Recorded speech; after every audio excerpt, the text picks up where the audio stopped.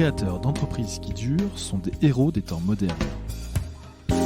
Je m'appelle Jean Barluet, développeur de business et passeur d'histoire. Je roule sur un quart nord-ouest de la France à la rencontre des patrons de boîtes. Avec le podcast Small is Beautiful, nous irons écouter chez eux ces entrepreneurs qui nous racontent les premières années de leur entreprise, les premiers contrats, clients, fournisseurs, toute la fragilité et l'excitation des débuts.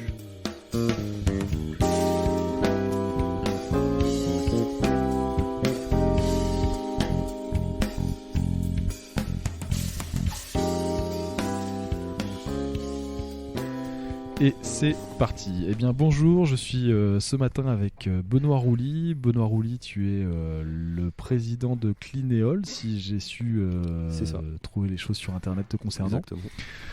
Benoît, on va pendant l'espace d'une heure et demie dresser l'intégralité de ton parcours, parler potentiellement de tes origines, de tes études si tu en as fait, Ça va aller vite. potentiellement de ton premier job salarié s'il y en a eu un, Ouais. et puis pourquoi le déclic de pourquoi d'un coup tu décides de te mettre à ton compte. Qu'est-ce qui a fait ça, et puis bien évidemment après toute l'exécution de tu te lances, comment ça marche, une ou plusieurs boîtes d'après ce que j'ai compris. Ouais, ça commence à peser un peu. Ça commence à peser un peu. Ouais, Benoît, est-ce que tu peux te présenter Ouais, s'il te plaît? ouais. Alors d'abord merci beaucoup Jean de m'avoir sollicité. C'est toujours agréable et toujours un peu flatteur de se retrouver sollicité pour ce genre d'interview. Avec plaisir. Je remercie aussi Arnaud de Mersman qui nous accueille là au Petit Zinc parce Absolument. que moi je suis rouennais, mes sociétés sont dans différents endroits de la France et pas nécessairement à Rouen. D'accord. Donc pour une raison de simplicité, j'ai trouvé intéressant qu'on se voit chez Arnaud. Oui. À l'occasion d'ailleurs, il faudra que je te le présente parce que c'est quelqu'un de formidable aussi dans son parcours, qui a un parcours complètement fou aussi. À fond. Et puis c'est un peu ma cantine ici. Alors une cantine un petit peu plus, hein, je vais pas mentir, mais c'est un établissement que j'aime bien. D'abord parce que c'est chez mon copain, puis qui m'accueille régulièrement et que justement comme j'ai pas de bureau ici quand je viens bosser, je peux me poser un peu. Ouais. J'ai tendance à me poser un petit peu partout. Moi avec un ordi, un réseau Wi-Fi, je peux bosser. Bien sûr. Voilà.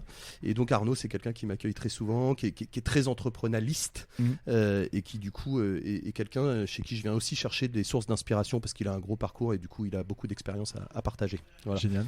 Top. Donc, petit clin d'œil à Arnaud. Ensuite, moi je m'appelle Benoît Rouly, donc je suis né en 1979, le 29 avril. Ouais. Je vais avoir 41 ans bientôt. Bah oui. Voilà, je suis né à Dreux, dans le 28, en Eure-et-Loire, qui est la région centre. Ouais. Malgré le fait qu'on soit très près de la Normandie. Ouais. Je suis le deuxième d'une fratrie de 3 garçons. Ok. Voilà, mon grand frère Nicolas est un homme politique ici, très connu dans la région rouennaise parce qu'il a été président du département. Il est actuellement candidat à la mairie de Grand-Queville. Et puis D'accord. c'est le patron des socialistes ici en Normandie. D'accord. Et mon petit frère Antoine, donc Nicolas a 2 ans et demi de plus que moi. Antoine en a 5 de moins. Ouais. Et Antoine, c'est mon associé aujourd'hui avec qui je travaille et avec qui on a toujours eu des bouts de vie depuis toujours ensemble. Mêlé. Mêlés, ouais. Ok. D'accord. Voilà, je suis né donc à Dreux en 79. Depuis, je suis le mari d'une femme fantastique qui s'appelle Mathilde D'accord. et qui m'a offert 3 beaux enfants. Voilà, Cool. Ouais. qui sont encore jeunes. Il y a Paul, 8 ans, Ouais. qu'on dit Poloche. Ok. Abigail, 6 ans, qu'on dit Crocoun. Et Sarah, 3 ans et demi, qu'on appelle Bistoun. D'accord. Voilà, un petit clin d'œil aussi à eux. Ça occupe un peu, ça, 3 enfants à la maison. Ouais, ça bouge Hein pas mal. D'autant qu'en plus, ma femme a eu cette merveilleuse idée, et je la soutiens, de reprendre ses études à 35 ans parce qu'elle elle trouvait qu'elle n'avait pas assez de diplôme. Elle est psychopraticienne et hypnothérapeute là, rue Jeanne d'Arc chez mes copains de l'agence Alliance, là, Mignon Inzelin. Ok. Et elle a un bureau là-bas et elle voulait se spécialiser et du coup elle a entamé à 35 ans des études universitaires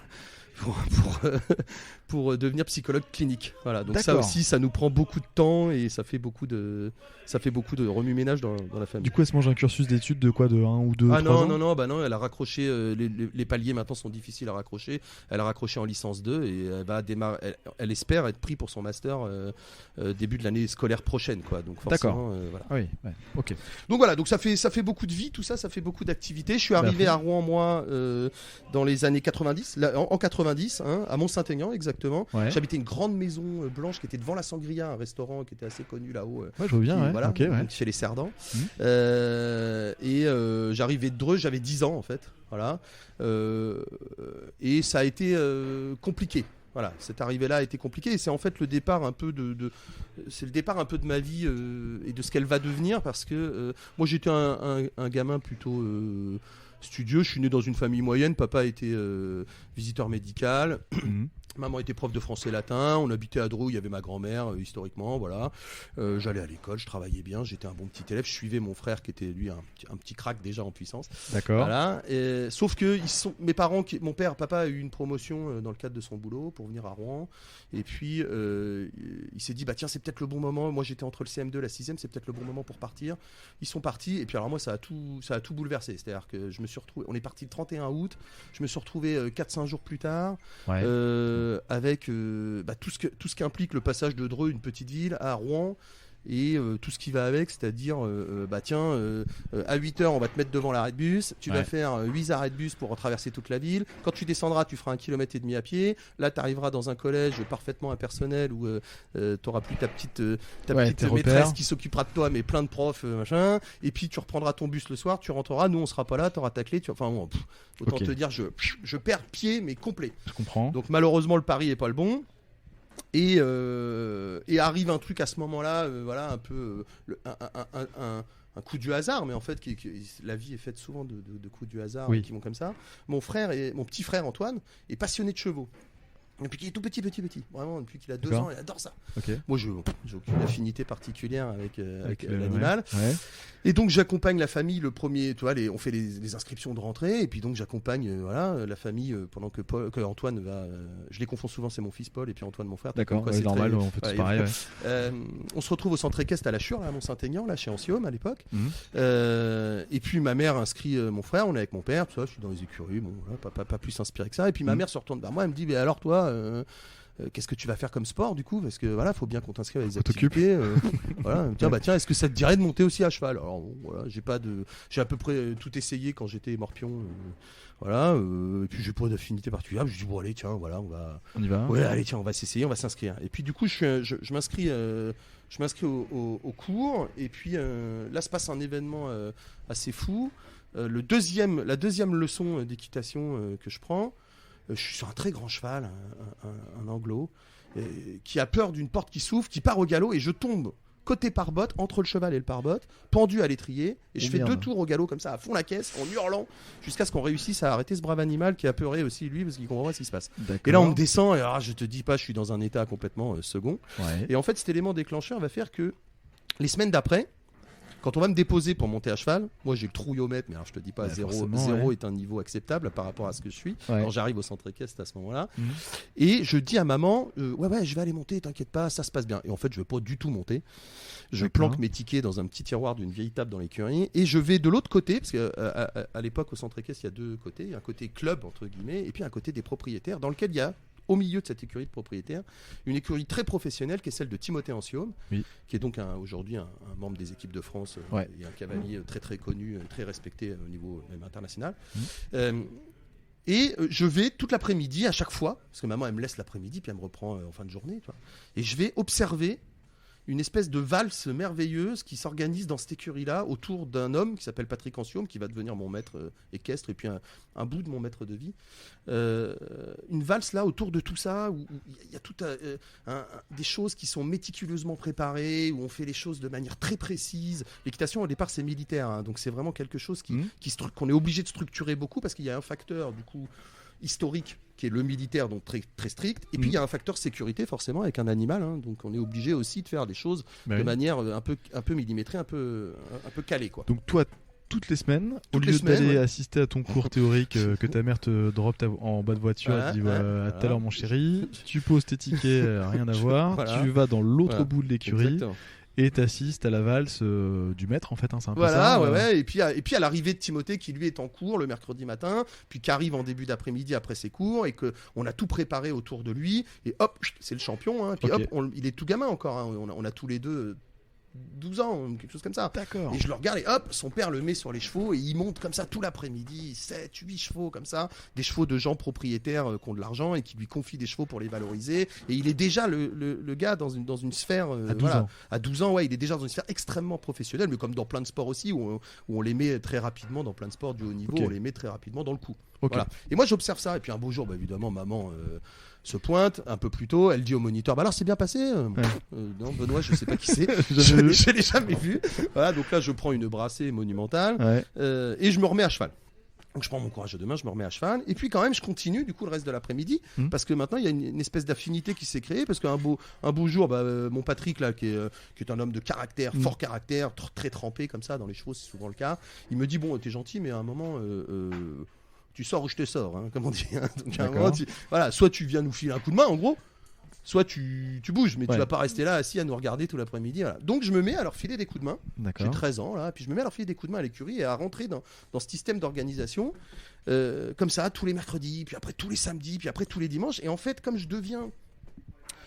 je suis un gamin un peu perdu, parce que le collège ça se passe pas bien, on propose un redoublement de 5e, que maman refuse, puis ensuite elle était pas trop pro redoublement, puis ensuite en 4e, puis finalement je refuse, et c'est là...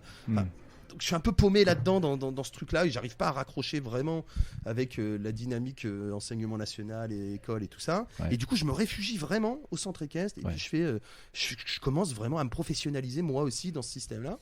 Ce qui fait que aux alentours de mes 13 ans, en fait, je me retrouve quasiment officiellement ce qu'on appelle le groom, donc le soigneur des chevaux de Timothée Anciaume, cavalier international junior à l'époque. D'accord. Et je me retrouve vraiment, mais officiellement, à faire ça aux côtés de Patrick, son père. Et c'est nous qui préparons les chevaux, qui nous en occupons, et ainsi de suite. Donc tu l'accompagnes en concours. Alors et du tout. coup, je me mets à l'accompagner en concours, Ouais. à aller avec lui en camion, on se déplace. Alors au début, c'est assez régional comme ça, Haute-Normandie, Basse-Normandie, un peu de Parisien.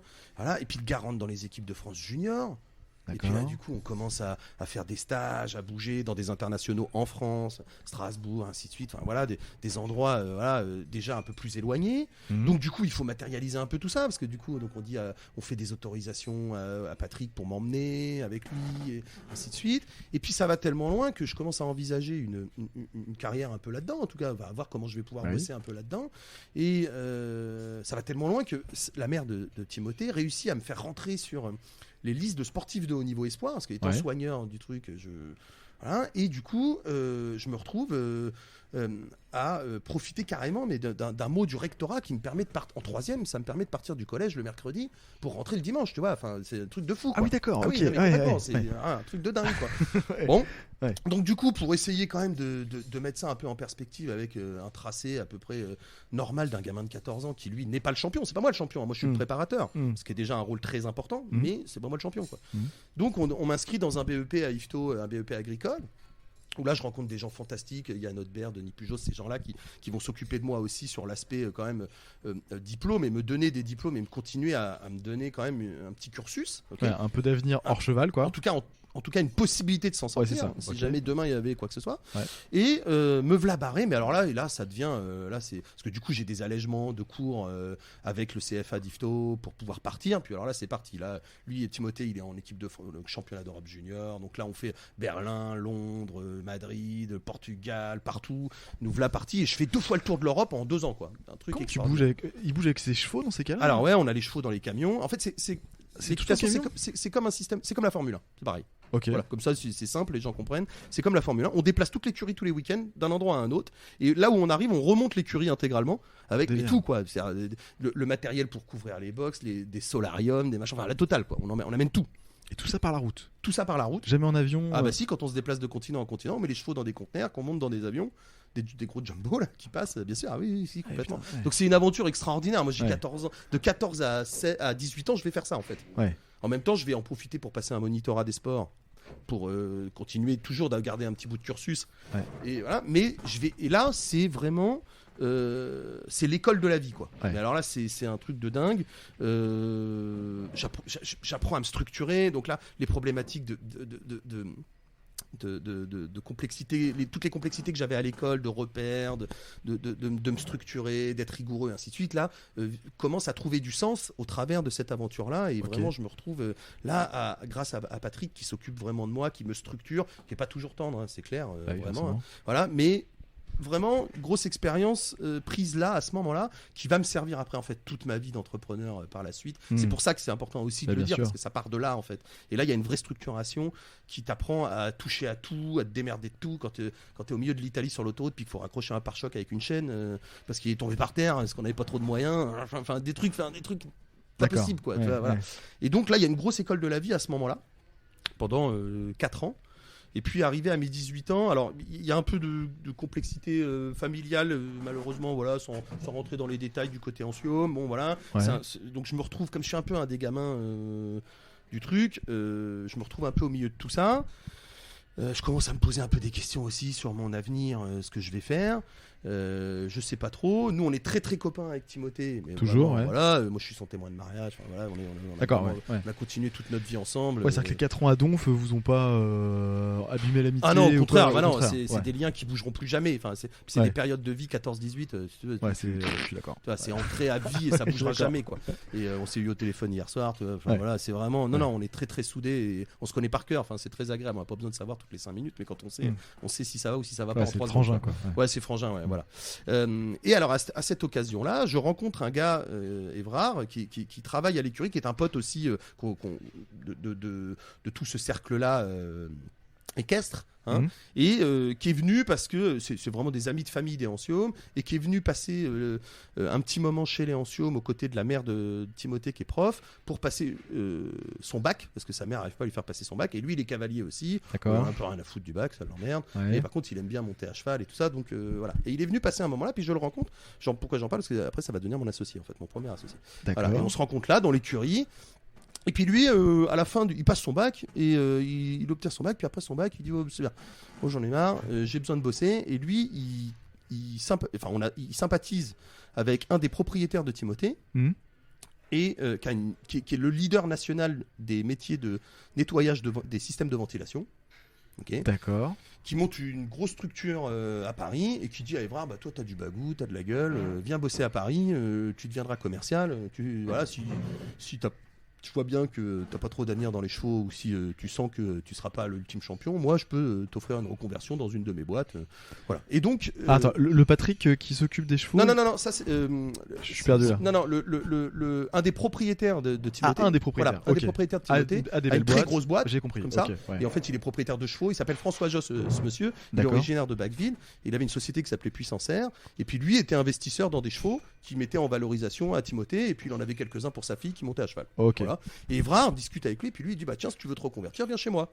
Donc mon Évrard nous quitte à la sortie d'un été, et puis hop, il part à Paris bosser pour François Josse. Pour faire commercial, pour vendre. Ouais, au début pour faire technicien, puis après devenir commercial. Voilà, c'est des parcours où il n'y a pas de cursus scolaire dans la ventilation, donc on fait son parcours à l'intérieur, comme dans plein de domaines encore, heureusement. Oui. Et je suis d'accord. Et donc moi je vois Évrard partir, moi j'arrive, je finis mon monitorat, je l'obtiens, bon voilà, je suis un peu comme ça, je vois bien que c'est pas moi le champion du truc, et donc je me dis tiens, moi aussi ça serait peut-être bien que j'envisage quand même à un moment, soit je reste les pieds dans la sueur toute l'année ad vitam aeternam, ce qui est pas déshonorant en soi, mais je vois bien où ça va m'emmener, c'est-à-dire ça restera ça, voilà. Et moi j'aime bien quand je sors, en sachant il faut pas oublier, je sors d'une période où ça bouge à mort, quoi. Merci. Les petits cafés, super. Petits cafés. Merci monsieur, c'est super gentil. Et merci beaucoup. Merci. Et donc je sors d'une période qui est hyper intense, donc me dire maintenant ton truc ça va être les pieds dans la sueur là tous les week-ends ou tous les mercredis à dire marcher au trot. Ouais. Bon, je me dis par rapport à ce que je viens de vivre, faut que je me trouve un truc un peu plus voilà. Ouais. Bon, et donc je réfléchis tout ça, j'appelle mon frangin Nico. Je lui dis écoute, voilà, j'ai un monitorat, moi je suis passionné d'organisation du sport, d'événements et tout ça, parce qu'à l'époque je fais un peu en même temps de tout mon parcours là, je fais un petit peu d'animation sur les concours. D'accord. L'animation micro, les speakers qu'on entend sur les concours et qui font de l'animation, voilà. Et puis du coup je m'intéresse un peu au mouvement du sport et ainsi de suite.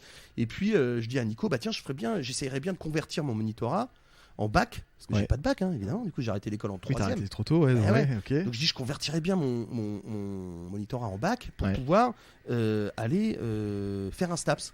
Et puis essayer de. Mais alors, on est déjà au mois de septembre en fait. Les inscriptions doivent être déjà à moitié C'est mortes. baisé. Mon Mhm. frère, qui est un brillant étudiant, connaît tout le monde, puis qui est déjà en politique et tout, contacte le doyen de la fac. Et dit écoute, voilà, ça n'existe pas les paliers à ce moment-là. À cette époque-là, il n'y a pas ça. Hein. Ouais. Là, clairement, on est en 98, tu vois, il n'y a pas les trucs, un monitorat donne ceci ou donne cela. Donc il dit voilà, est-ce que tu crois qu'on arriverait à le faire passer devant une commission rapidement pour convertir ce niveau-là, qui finalement est comme un niveau bac, en bac pour qu'il puisse intégrer STAPS et tout. C'est tout un merdier, il remue un peu tout le monde, il secoue un peu tout le monde et il réussit à me faire convertir le truc. Sauf que, c'est pas mal. génial, hein, Ouais. Coup de bol, ouais. à l'époque, voilà, qui Mm. n'existe pas maintenant, heureusement, on s'est un peu modernisé là-dessus, bravo. Et du coup, je me retrouve en STAPS. Ouais. Puis alors là, mais alors, comme je me suis inscrit complètement en retard, donc j'ai les options, les machins, les trucs, c'est une horreur. Je me Ouais. retrouve, pour te donner les options, donc je fais 1m69, je me retrouve en option basket et attends, tiens-toi bien, et danse moderne. Nickel. Merveilleux. Donc tu vois, moi je sors des chevaux, c'est super, c'est fantastique. ouais. T'aurais pu être joker en fait à 1m69. Hein Ouais. Après, j'ai une tendance, je suis un bon vivant, j'ai une tendance à un léger surpoids, 3 fois rien, qui du coup ne m'aurait pas permis de. Bon vivant, monsieur le juge, c'est normal. Voilà, je plaide coupable. Voilà. Et donc, je me retrouve en STAPS. Et alors là, je suis paumé parce qu'en plus, en STAPS, les premières années, en fait, c'est que pour être prof de sport quasiment. Hein. Les D'accord. 2-3 premières années, c'est que beaucoup, en tout cas à l'époque, hein, je sais pas comment c'est maintenant, mais à Ouais. l'époque, c'est vraiment beaucoup de jeunes qui rentrent pour devenir prof de sport. D'accord. Déjà, voilà. Donc déjà, moi, c'est pas du tout mon truc. Et donc Bah les non. premières idées d'organisation du sport, promotion du sport, management, marketing et tout ça, ça arrive en troisième ou quatrième, fin de troisième, début de quatrième année. Faut Déjà. tenir bon jusque là quoi. Ouais. Ouais. Autant te dire que ça a été compliqué. Ok. Voilà. En parallèle de ça, j'ai un petit poste d'animateur au comité départemental des sports équestres pour animer un peu les challenges départementaux et ainsi de suite, qui me permet de gagner un petit peu d'argent. Et en fait, c'est mon premier bulletin de paye autre qu'apprenti, puisque quand j'étais avant Oui. dans les choses, j'étais apprenti.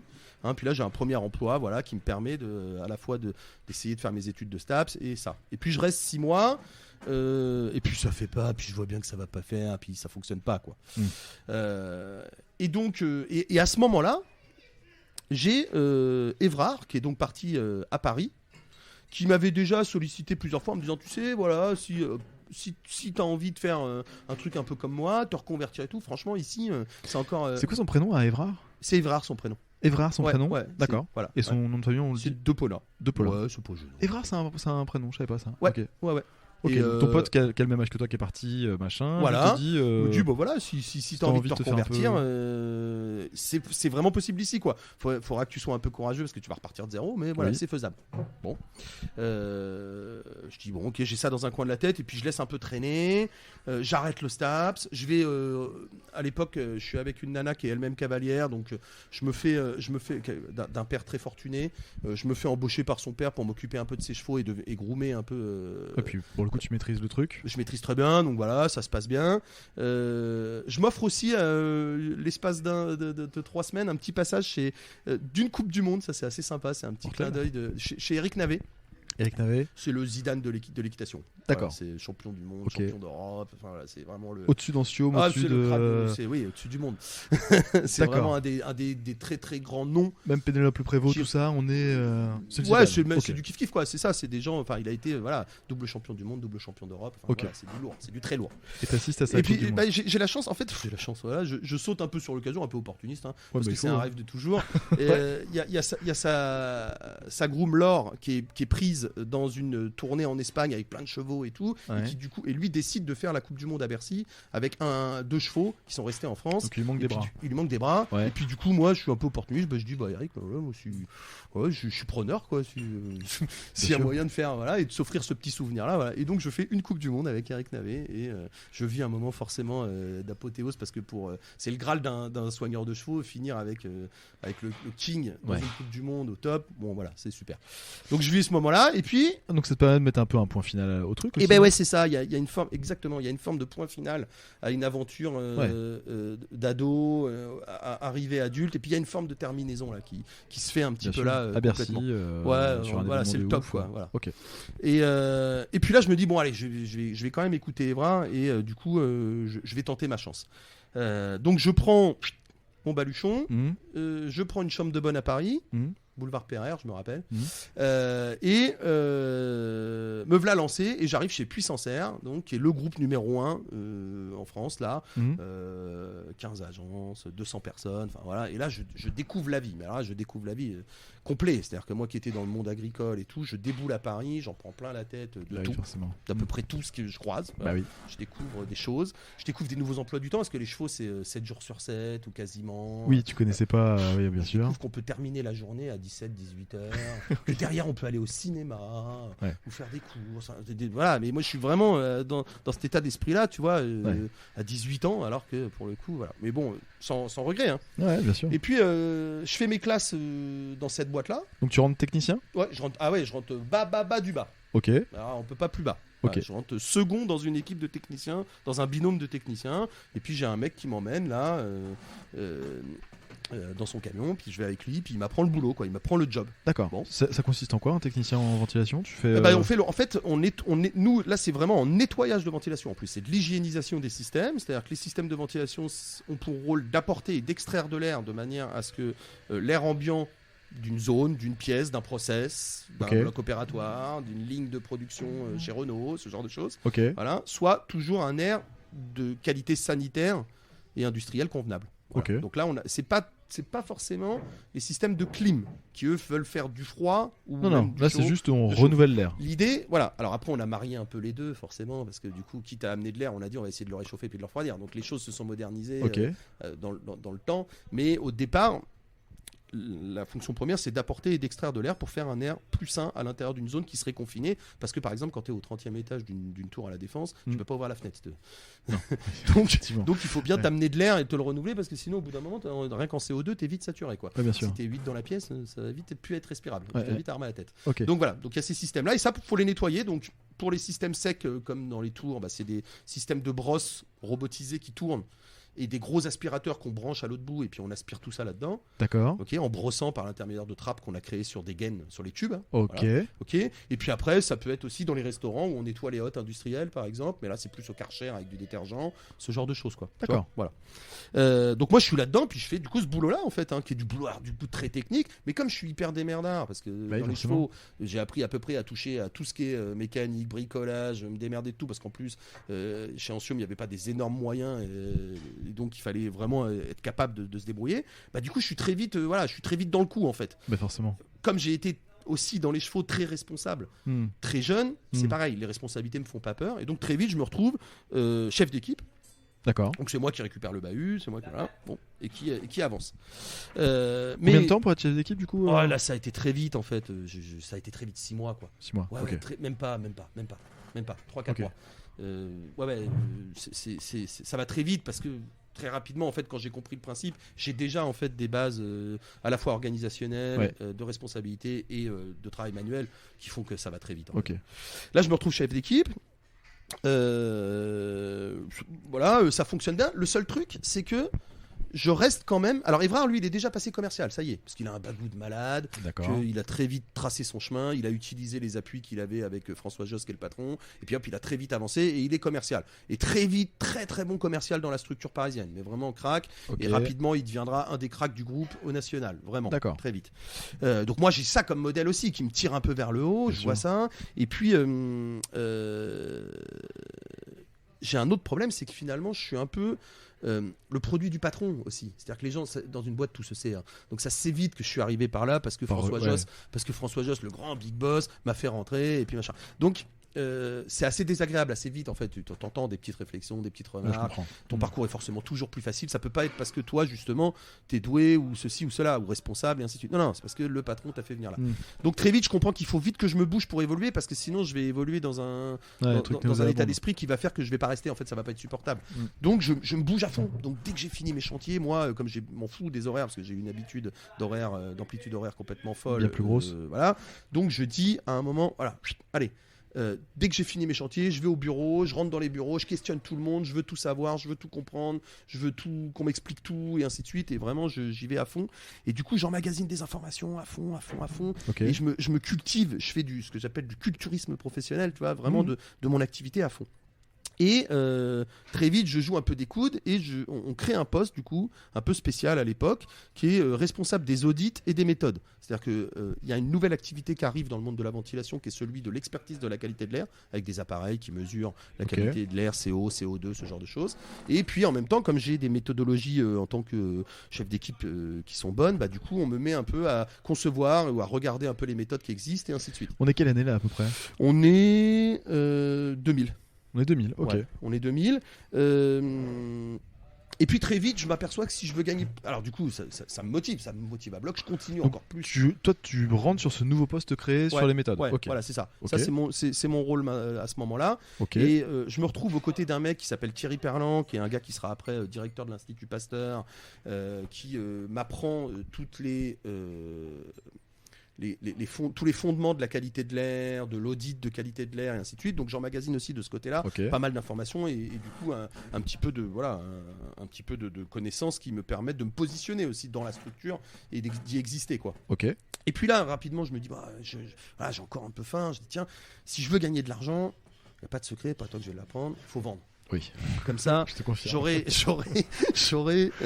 un petit delta sur moi, voilà, sur mon portefeuille, mon truc, et voilà. Et donc je vais me positionner auprès du directeur à l'époque, à qui je dis voilà, je veux vendre, c'est bien ce qu'on fait et tout machin, mais il y a des gars là dans les équipes qui peuvent tout à fait prendre le relais sur moi, des gars qui sont bons, et donc moi j'ai envie de vendre. Donc il me dit ok, bon bah ce qu'on va faire, c'est qu'on va diviser le département du 92, qui est un département extrêmement riche, parce qu'il y a la Défense, sur les belles maisons, ainsi de suite, beaucoup de parcs de tertiaires énormes, et du coup tu vas seconder Évrard, qui lui est sur le 92, donc il va garder la partie nord avec la Défense, des très gros portefeuilles, et puis toi tu vas te faire la main sur la partie sud, et donc je deviens en quelque sorte l'adjoint d'Évrard en fait. Donc la partie sud c'est quoi du 92 la partie sud. Ouais, 92, mais donc ça part en dessous de Rueil, et puis ça va à Clamart, enfin tu vois jusqu'à la N20 en bas là, donc Malakoff, Clamart. T'as quand même un paquet de boîtes en 2000. Il y a bien à bosser, il y a bien à bosser. Puis alors nous c'est l'éclate parce que je vais pas te mentir, lui il est en train de se marier à la fille d'un des plus gros patrons de presse français.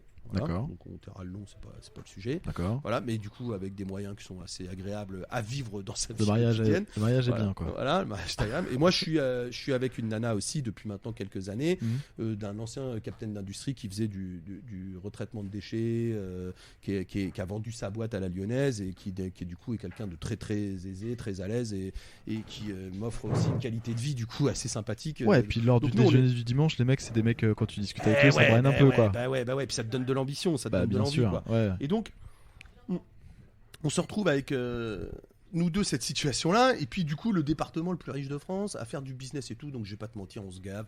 C'est le début de ce métier là, en plus c'est une niche, faut pas, c'est encore une niche clairement.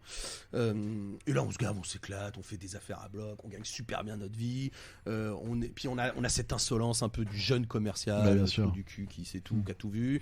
On est pendant Roland Garros, on passe la moitié de la semaine sur les loges des beaux-parents respectifs pour aller voir les matchs en tapant sur l'épaule de Gouga en lui disant c'est bien tellement on est prêt. C'est honteusement du profit quoi. À bloc. Ça doit être des bons souvenirs quand même. Il y a plein de souvenirs merveilleux, extraordinaires. C'est des gens extraordinaires à côtoyer, ces gens-là. Faut pas se leurrer. Moi, Daniel Laborne, parce que voilà, j'ai pas peur de le citer, c'est un mec qui m'a inspiré forcément. D'abord beaucoup de respect et puis forcément beaucoup d'envie de réussite et voilà, c'est quelqu'un d'admirable. Et du coup, on a un passage là qui est super. Franchement, c'est super sympa, on se gave. Donc là, Et on puis, est on parti est de 2000. entre 2000 et 2002, quoi. Ok, Voilà, on est là. d'accord. Donc voilà, une vie agréable, ça a l'air sympa. Conditions de vie pour nous, du coup, dans des belles baraques, des beaux apparts, des machins. La vie est belle, quoi. Ouais. Tout va bien. Ouais. Et là, parce que ça se passe, c'est trop simple. Ouais. Et là, on commence à apprendre dans les arcanes que le groupe va être vendu. D'accord. Parce que François et ses associés, il y a des gens qui commencent à avoir un peu d'âge, qui en ont un peu ras-le-bol, et ils vont céder le groupe, et on se retrouve dans malheureusement cette dynamique de monter au maximum des marges pour habiller la mariée au maximum, et du coup de surveillance des revenus, et notamment des commerciaux, en disant oh là là, attention, ça gagne beaucoup trop de fric, il va falloir me faire du taillage là-dedans, quoi. Alors, attends, si j'ai bien compris, c'est-à-dire que pour habiller la mariée, ils te disent il faut que tu vendes plus cher, faire plus de marge, mais on paye moins les commerciaux. Ouais, c'est un peu ça, ouais. C'est-à-dire D'accord. qu'à l'époque, c'est pas comme maintenant. Maintenant, je pense que les gens se sont aperçus, quand ils vendaient leur boîte, là, maintenant, Ouais. ils se sont aperçus qu'ils avaient tout intérêt à garder les cadres, Bah ok, oui. et à faire en sorte que les cadres restent. Bah oui. Donc, habiller la mariée, c'est pas la même expression aujourd'hui que ça ne l'était à l'époque. Je pense, c'est mon avis. D'accord, ok. Voilà. Mais à l'époque, on cherche à monter les marges, on va vendre à un très gros groupe qui est ISS, qui est un énorme groupe. Et du coup, on dit on va tailler un peu les gros salaires. les gros salaires, Ok. ainsi de suite. Et les gens qu'on estime gagner trop d'argent trop facilement. Et là, ça rentre un peu en bisbille. Et ça commence à dans les arcanes là des commerciaux, ça commence à discuter sérieusement de quelle va être la riposte, quoi. Est-ce qu'à un moment on va pas finalement on est dans une niche, on a la maîtrise du portefeuille. On a les clients. Voilà. Est-ce qu'à un moment on va finalement pas monter une boîte et puis y aller un peu nous, quoi, parce que Ouais, bien sûr. voilà. Et il y a des gars du Nord, des gros commerciaux aussi, qui rentrent en contact avec Évrard. Là, c'est un peu lui qui est à la manœuvre, et qui disent tiens, on pourrait monter un truc, faire une boîte et tout.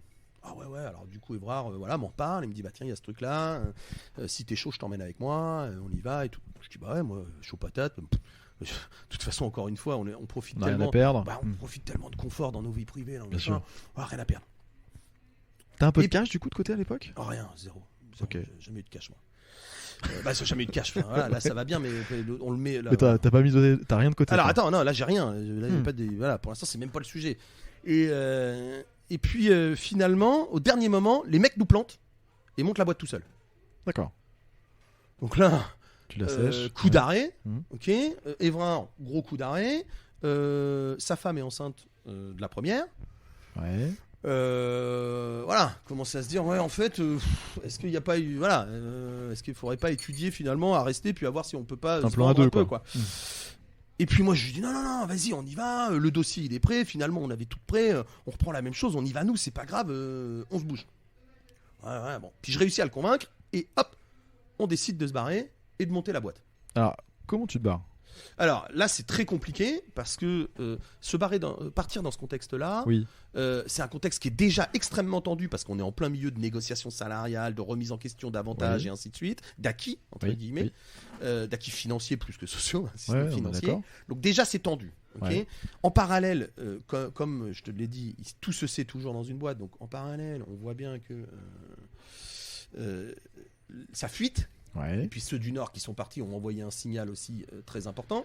Donc les directeurs vendeurs commencent à savoir qu'Évrard et toi vous avez un projet bis, En tout cas, quoi. qu'il y a quelque chose qui s'organise. Ok. ouais. Ouais. Donc à un moment, ça devient tellement insoutenable qu'il faut partir. Donc on fait pas comme on fait maintenant, sachant qu'on est en 2003, hein, donc c'est voilà, Ouais. il y a un moment de ça.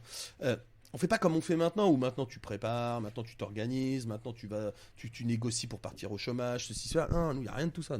Ok.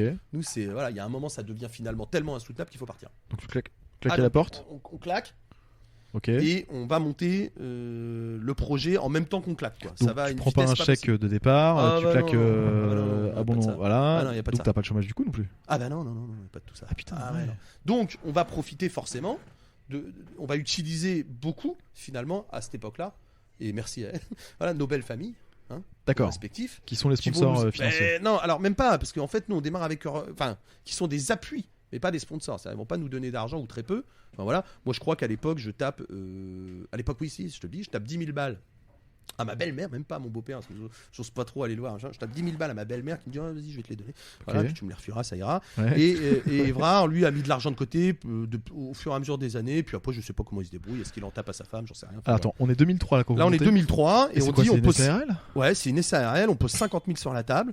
Et Ok. alors parce que dans un autre podcast, j'ai appris qu'en 97, il fallait 3 pour monter une SARL avec 50 Ouais, depuis ça a francs. changé.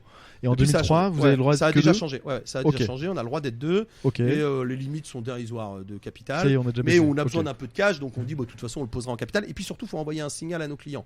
Donc si on se pointe Avec 100 balles de capital mais social, ouais, c'est pas c'est bon, bien nous, sûr. nous, Ouais, ouais. dans notre métier, c'est un choix de segment. Hein. Il y a des petites structures assez locales et artisanes ou ce genre de choses. Et après, il y a des structures qui sont tout de suite assez moyennes parce que les clients des structures assez moyennes, c'est que des clients du CAC 40. C'est NJ Cofeli, c'est Dalkia EDF, c'est Veolia, c'est Ouais. Bouygues Energy Service, c'est Sodexo Energy Service. Tout cela, ils sont dans le CAC. Hein. Ok. Donc c'est que du gros. Ok. Donc quand tu te pointes chez eux pour essayer d'aller faire du business, si tu te pointes avec un capital de 1000 balles, 250 de balles, 1500 balles, et puis que tu dis bonjour monsieur, ouais, vous inquiétez pas, on est On est gros. costaud. Ils disent ouais, merci, au revoir. Bien sûr. Voilà. Ouais. C'est comme ça que ça se passe. Donc Ok. là, on est obligé, on pose cet argent-là.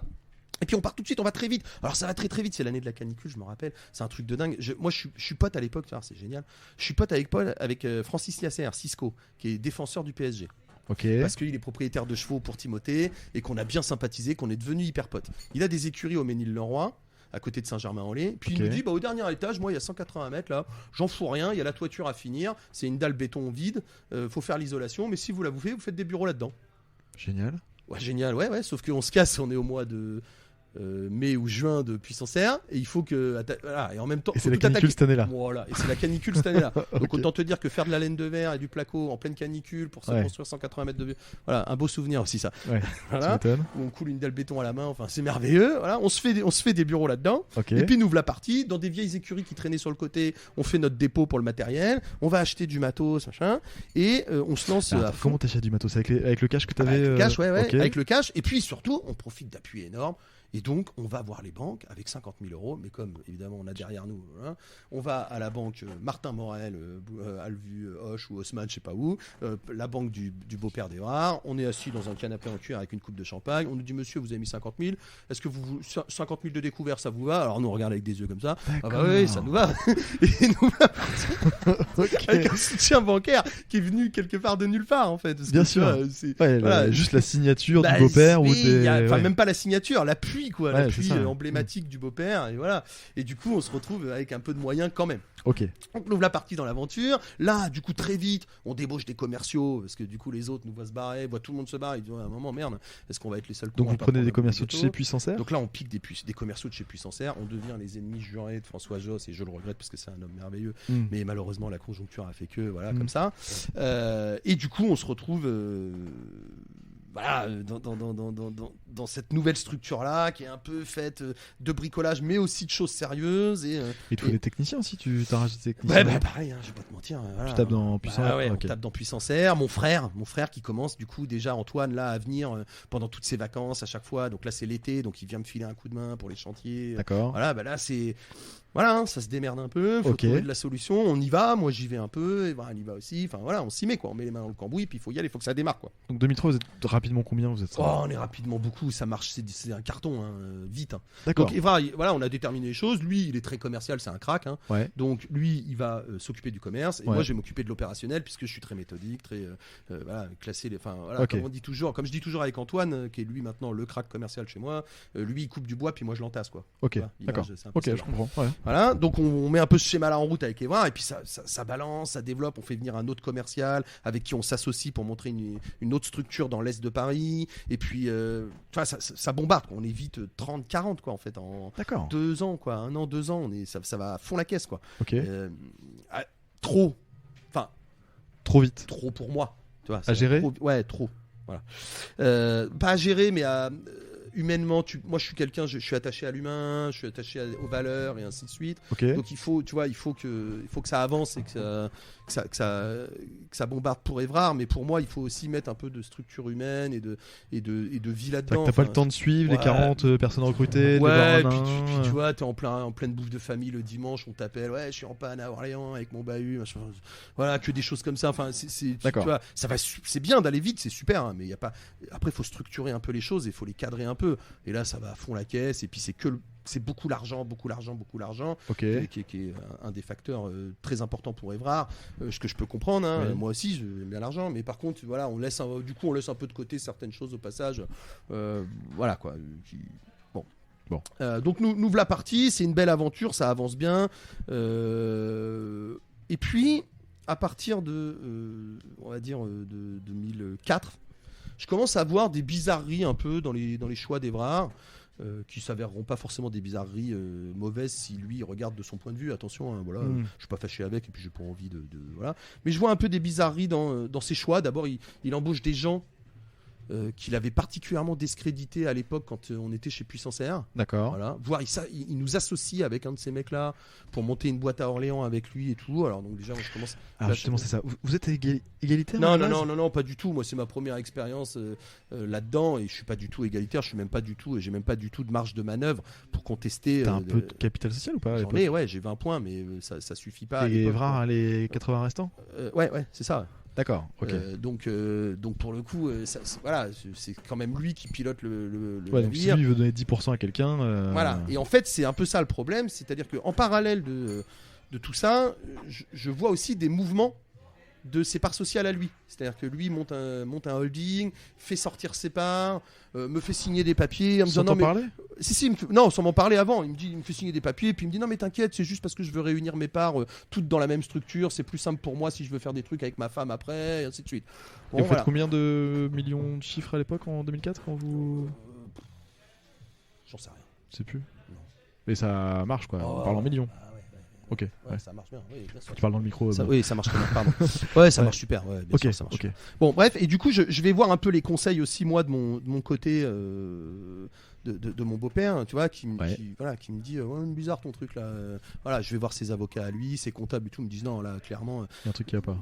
Surtout, vous allez vous faire diluer, en fait. C'est-à-dire qu'il est en train tranquillement de. Voilà, au bout d'un moment, vous n'aurez plus de contrôle sur le capital, puis vous allez vous retrouver rien dans un très grand truc.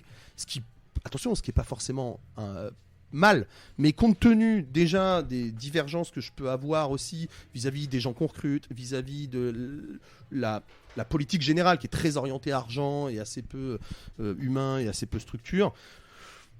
Voilà, je vais le voir, je lui dis écoute, ça va pas faire, moi, ça va pas aller là. Je vois bien que on n'est pas sur le même truc, donc on peut faire le truc propre. Voilà, où on peut se rentrer dans la gueule, mais moi je pense qu'on est mieux de faire le truc propre. Tu me files un bifton de ce que valent à peu près mes parts, tu me donnes le chômage en me faisant sortir correctement, et puis c'est bien quoi. Et puis voilà, et puis ça se passera bien. Et puis à la limite, ce que je peux faire, c'est moi, je me mets un peu en indépendant en attendant ce que je vais faire, de voir ce que je vais faire, et puis du coup je te fais un peu les plannings, voilà, en presta, en extérieur. Okay. Donc ok, je sors, on tombe d'accord, bien, ok, je sors. Et du coup, je monte tout de suite une petite SARL, pareil, pour vendre mes prestats en extra, en me disant, on sait jamais, voilà, je verrai ce que j'en fais. Voilà. Et puis à l'époque, en fait, je connais que ce modèle-là, donc je monte celui-là parce que je connais que ce modèle-là, alors que normalement, j'aurais pu en faire d'autres, mais tu vois, moi, j'ai jamais. Donc je me lance, je lui fais un peu de prestats, on est en. Donc tu prends un chèque pour tes parts, ouais. Tu prends le chômage. Ouais. T'as des factures garanties à peu près régulièrement chez voilà, au moins pour quelques mois et tout ça jusqu'à ce que. Et en parallèle de ça, tu te dis après tout, je peux mettre le fait que je sais faire des plannings en plus en vente pour d'autres comptes. Pourquoi pas, on va voir en tout cas. Je sais pas si ça va se faire, mais je me dis ça peut être quelque chose que. C'est une corde de plus. Ça peut être quelque chose que j'envisage en tout cas. Voilà. Okay. Donc voilà, c'était un peu utopiste d'ailleurs. Faut être honnête. Donc tu lâches les locaux super que vous avez. Je les lâche, non, j'y bosse. Je vais là-bas en fait. En fait, je reste un peu dans la structure, puis je fais les plannings et tout. Et en fait, ce qui se passe, c'est que en même temps que ça, les gars qui me voient, il y a deux commerciaux qui me voient sortir et qui voient un peu ce truc-là, et qui un mois ou deux après, bim, disent nous on s'en va. D'accord. Pour monter leur boîte. D'accord. Donc bam, se repasse un peu la même chose que ce qui s'était passé chez Puissance Air pour nous à l'époque. Okay. Et là, bim, instantanément, les gars disent à un moment, on va aussi prendre un bout du gâteau à nous parce qu'il est gros le gâteau. Et hop, ils sortent. Okay. Et donc du coup là, si tu veux, ça commence à désorganiser un petit peu le truc. C'est très tendu. Il y a beaucoup de il se passe beaucoup de choses et donc du coup c'est un peu compliqué à gérer dans la structure. En parallèle de ça, moi je suis en train d'aider ma copine de l'époque qui est maintenant une copine depuis longtemps, hein, a monté son écurie, son centre équestre, où on habite d'ailleurs dans le Vexin. En parallèle, je l'aide à monter. On monte ensemble une sellerie de vente d'équipements à l'intérieur de la structure parce que c'est une très très grosse structure. D'accord. Voilà, donc il y a beaucoup de choses qui se passent. Puis en même temps, je fais aussi un petit peu de presta pour Évrard et ainsi de suite. Et puis en fait, je vois bien que ça, le truc sur Évrard, ça va déboucher nulle part, ça donne rien. Et donc à un moment, je commence à réfléchir. Et puis voilà. Alors. Et puis je me dis, il va falloir que je bouge, il va falloir que je fasse quelque chose. Enfin, qu'il se passe un truc parce que là, c'est pas très confort. Donc là, on est quoi? On est 2004, 2005 on est entre 2000, on est fin 2005. Fin 2005. Okay. Ouais. Et là, alors entre-temps, moi j'ai fait rentrer mon frère pour son stage de fin d'études. Dans la boîte qui a fait Neoma, là-haut. Ok, ouais. Et lui, il est déjà commercial sur le 92, il commence en stagiaire. Hein, mais dans la boîte d'Évrard. Dans la boîte d'Évrard. Ok. Voilà. Et je le sollicite, parce que moi je suis sorti, mais je l'ai laissé là. Là. Et je lui dis, alors Antoine, tu viens avec moi, on pourrait peut-être essayer de réfléchir, nous aussi, à faire quelque chose finalement. Parce que si tout le monde se barre puis prend son bout du gâteau, pourquoi on le prendrait pas aussi Qu'on ferait pas comme tout le monde. À un moment, pourquoi nous aussi, on n'aurait pas notre chance, quoi. Bien sûr. Voilà. Ouais. Alors au début, il est pas très chaud, parce que lui, il est en plein stage de fin d'études, enfin tu vois, c'est quand même pas simple. Voilà. Et puis finalement, parce qu'il voit bien que son nom va être difficile à transporter à l'intérieur de la boîte. Oui. Il me rappelle, puis on se reparle, de toute façon on se voit tout le temps, hein, et puis il me dit, ouais, c'est là. On part ensemble, on fait un truc, et là, donc c'est début 2006, et là on crée Clinéol, donc qui est la structure de maintenant, qui se veut du coup à l'époque être une structure familiale, avec vraiment en ligne de mire une chose très importante pour moi et du coup pour Antoine, c'est de dire moi je veux rester sur cet état d'esprit de boîte familiale où on a une éthique humaine, en tout cas au maximum de ce qu'on peut, et on cherche à effectivement faire de la progression et du profit, mais de manière intelligente et on pas trop vite. Voilà, on peut faire une belle avancée. Donc voilà. Alors là, c'est aussi un peu en parallèle. Je traverse en même temps un peu une période qui privée qui va être extrêmement compliquée, donc qui va pas nous aider au démarrage, qui est un peu mon triangle des Bermudes à moi, entre 2005 et 2006. Maman est tombée malade fin 2005 d'une tumeur au cerveau, une double tumeur au cerveau qui va être foudroyante très très vite. D'accord. Ce qui fait que elle tombe malade, elle est vite hospitalisée, papa s'en occupe à mort, exemplaire fantastique d'ailleurs. Enfin voilà, nous on est très présents aussi, sauf que moi ça me fout la gueule à l'envers. Je fais que de la merde, je sors le soir, je picole, machin, bling, je perds mon permis, donc je peux plus aller voir maman. Enfin c'est un peu compliqué, voilà. À la fin, Nicolas, mon frère avocat, a réussi à me sortir un peu de la merde, voilà. Et puis début de l'année 2006, au moment où on va monter la boîte, en mars, maman décède. D'accord. Donc la foudroyant, pas de discussion. Voilà. Bon, donc ça c'est hyper compliqué. On monte la boîte le 29 juin. Et puis rapidement derrière, je revis un autre épisode hyper compliqué, puisque mon meilleur ami, à qui je venais de demander d'être mon futur témoin de mariage, se retrouve au lit avec ma future femme. Donc là, c'est le film américain, mon truc. Il n'y a pas que dans les films que ça arrive. Donc, voilà. Donc là, je me retrouve à la porte avec mon sac posé devant la porte, en gros, hein, et avec deux acteurs qui me disent non, absolument pas. On ne sait pas qui on est l'un pour l'autre. Enfin bon, bref, voilà, tu vois, hyper compliqué à gérer. Pareil, je repars en sucette complet. Oui, c'est un peu logique. Ouais. Voilà, je refais environ n'importe quoi. Et un beau jour, je me retrouve sur la bande d'arrêt d'urgence d'une autoroute à dormir complètement ivre-mort. Et un camion me rentre dans les fesses et m'envoie directement en réanimation dans le coma. Voilà. Belle cicatrice que j'ai là de 8 cm sur le crâne. D'accord. Et donc je passe plusieurs jours entre la vie et la mort en réa, alors qu'on vient de créer une boîte depuis 4 mois, quoi. Donc t'aimes bien aller jusqu'au bout des choses quand même. Ouais, je suis un peu jusqu'au boutiste. Ouais. Quand je fais un truc, je le fais pas à moitié. Donc mon frère là, tu vois, qui est clairement, qui est un des hommes de ma vie, voilà, bien sûr, tient la boîte lui et continue à avancer, à rien lâcher et ainsi de suite. Et puis il me récupère sorti de l'hôpital. Et il me dit attends, on va arrêter un peu les conneries. Ma femme. Qui est pas encore sa femme, mais voilà, a un appart à Rouen là sur le boulevard. Tu vas aller à Rouen. Hein, voilà, c'est pas grave, tu prendras le train pour venir bosser à Paris, c'est pas un problème. Mais tu vas aller à Rouen, je vais te présenter mes potes de Rouen là. Voilà, tu vas voir, c'est des gens bien structurés, calmes, loin des chevaux et tout ce Est-ce que monde-là. toute ta période de Bermude, c'est à Paris, ça, que tu fais ça? Ouais, 92, pareil, ouais. Je suis à Paris, j'habite dans un appart dans les écuries à côté de mon ex-nana. Enfin, tu vois, c'est un espèce de flou là-dedans qui est hyper compliqué et très difficile à gérer aussi émotionnellement. Donc lui, il te sort de là. Voilà, lui, il me dit, faut sortir de ça de là. Tu vas là, un appartement, une vie, des copains équilibrés, structurés. Un billet de train matin et soir. Voilà, et puis c'est bien. Voilà. Et du coup, voilà, ça permet de me sortir du truc. Et puis pour me guérir aussi, j'ai aussi quand même des amis, voilà, et je vais chez mon pote Nicolas à la montagne, Nicolas Villette là, qui est à la Clusaz, qui est un Normand qui est parti à la Clusaz, qui est un des cracks commerciaux chez Wurtz, et puis qui me dit vas-y viens passer une semaine ou deux à la maison là, ça va te mettre un peu au vert dans la montagne, et puis il me chope. Et tous les jours, il me met dans sa voiture et puis il m'emmène tourner avec lui chez les artisans, les charpentiers et tout de la région. Et lui, c'est un crack commercial formé à l'école Wurtz, formé aussi du terrain parce qu'il est un produit autodidacte quand même dans le commerce. Hein. Mais il est hyper fort. Et du coup, je le regarde faire et je m'intéresse à mort aux méthodes de travail commercial de Wurtz, à la manière dont ils commercialisent leurs produits, aux outils, parce qu'ils sont déjà numérisés, et ainsi de suite. Et je me dis, oh putain, ça c'est bien, ça me plaît bien. Dans ma boîte, je vais essayer de m'inspirer. Tout n'est pas à prendre chez Wurtz, parce que humainement, tout n'est pas fantastique, tout le temps. Mais il y a vraiment plein de choses dans les techniques de commerce et tout qui sont hyper intéressantes. Donc, moi, je fais mon abeille, parce que c'est souvent ça que je fais, j'aime bien. Genre quoi? Qu'est-ce qui est intéressant dans les techniques de commerce? Alors, au début, c'est des petites techniques, mais par exemple, tu vois, à l'époque, il n'y a pas de catalogue numérique, il y a un catalogue papier. Alors, en tout cas, Nico, lui, il veut garder un catalogue papier. Puis, il y a cette technique, par exemple, tout con, mais cette technique de tourner les pages devant le client comme si tu cherchais un truc, par exemple. Ah oui, comme ça, tu lui et en fait, tu lui montres. Et puis là, le gars, vous faites des chaussures de sécurité? Ah, bah c'est bien, j'en ai besoin.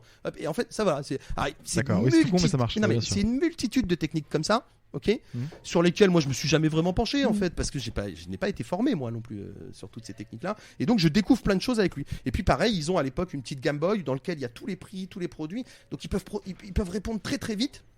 Et ça va m'inspirer ensuite pour la numérisation de ma boîte après.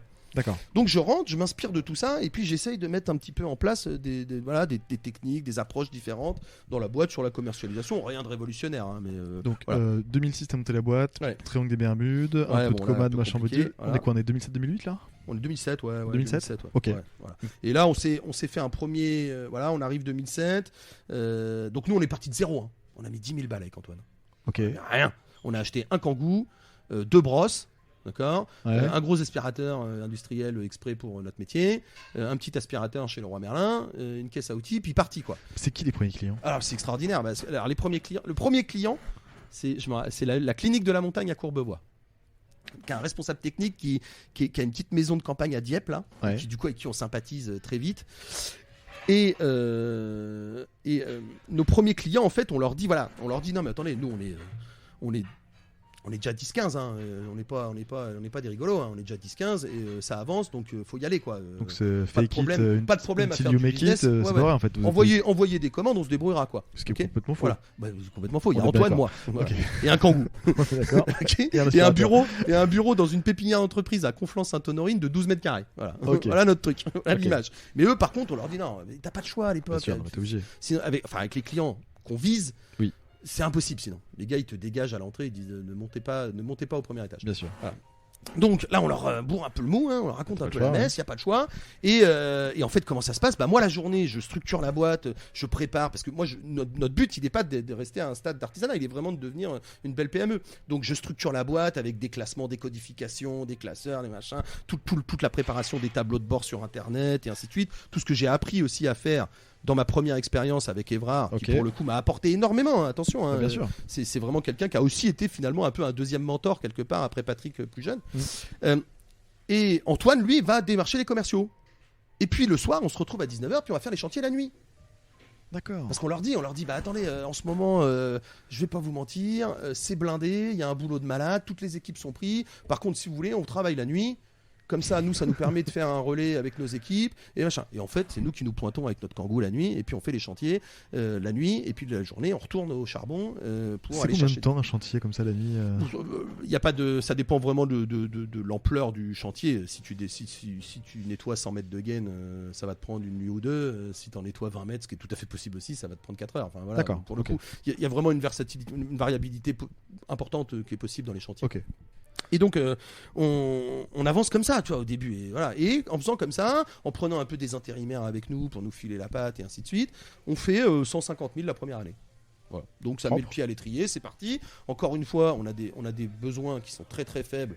Ouais, c'est frugal quoi en termes de besoin de se rémunérer. Nous, voilà, on demande pas grand chose à titre privé. La boîte, elle se débrouille un peu comme ça, et puis on va avancer comme ça en fait très progressivement, avec un souci de structurer vraiment notre boîte et de la positionner sur le marché un peu différemment de ce que font les autres. En tout cas, c'est notre volonté. Est-ce que c'est le cas? Est-ce que c'est pas le cas? Nous, on a des retours aujourd'hui des acheteurs qui nous disent qu'on est positionné sur le segment qu'on voulait. C'est tant mieux. On cherche, nous, à viser un niveau de qualité un peu supérieur, ok, quitte à vendre un peu plus cher. Voilà. Et à l'assumer. Normal, ouais, et à l'assumer, du coup. Voilà. Quand d'autres vont chercher plus de volume avec des tarifs un tout petit peu moins élevés, et chacun va parier sur le fait qu'on se retrouvera après, plus tard, eux réintégreront de la qualité et nous, pourquoi pas du volume. Voilà.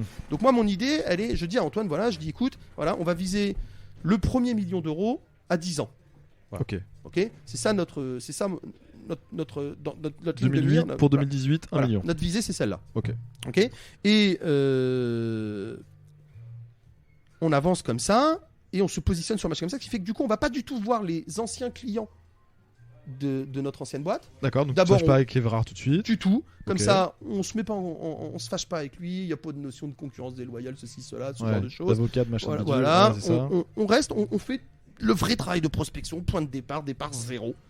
10 000 euros, un camion, départ zéro, des cartes de visite, et puis on verra, et puis on avance et on part comme ça. Ok. Donc ton premier client, c'est une clinique, si j'ai bien compris. Ouais, c'est ça, ouais. Qui est toujours notre client d'ailleurs. Et on fait toujours les mêmes prestations chez elle. Et t'as pas de décalage de trésorerie, c'est-à-dire que c'est pas relou, c'est pas payé à 90 jours, c'est pas tout ça quand même. Si, on a des décalages de trésorerie entre 50 et 70 jours à peu près. Ouais. Et une fois que c'est lancé, c'est bon, mais au début, c'est relou. En fait, non. Ouais, une fois que c'est lancé, c'est bon, mais en fait, c'est nous qui servons à le lancer. Oui. C'est-à-dire que comme c'est nous qui faisons les chantiers. Oui, t'as pas de masse salariale. Ben non, y a rien. J'ai zéro. Enfin, j'ai rien. Quoi. Oui, t'as pas de coût. Ouais. Franchement, le concours est payé. J'ai que dalle, quoi. J'ai que dalle. Et puis nous, Antoine, il habite chez sa femme Marie qui prend, c'est vrai, pas mal en charge de choses financièrement sur les plans de courses, les machins, les trucs. Moi, j'ai des besoins très faibles. J'ai quand même encore un petit bout de chômage qui me reste. Ouais. D'Evra. Donc voilà. Et puis j'avais un petit pécule. Je bouffe mon pécule de ce que j'avais récupéré de mes parts chez Evra. Je bouffe mon pécule avec ça. Et en fait, c'est comme ça qu'on lance le truc. Et c'est comme ça qu'on absorbe ces décalages et qu'on avance sur ces décalages. Ok, j'ai compris. Et en fait, notre premier pivot, un peu, parce que tu m'en as parlé un peu dans la prépa, le pivot, le premier pivot, il est là en fait. Il est dans ce changement d'orientation pour nous de la qualité produit. C'est-à-dire que le premier pivot, il est sur le marché de dire nous, on va se positionner. On monte un peu le tarif. On monte un peu le tarif, on monte un peu la qualité. Voilà. On cherche moins de volume au départ. Voilà. Donc ça avance super. 2008, première embauche, Alexandre, qui est toujours chez nous, qui est le premier technicien, salarié number 2, parce qu'Antoine était le premier. D'accord. La vie se stabilise pour moi à titre privé. Voilà, je rencontre ma formidable femme Mathilde, qui va devenir finalement mon âme sœur, parce qu'elle va vraiment si tant est que je sois calme, en tout cas me stabiliser, me calmer,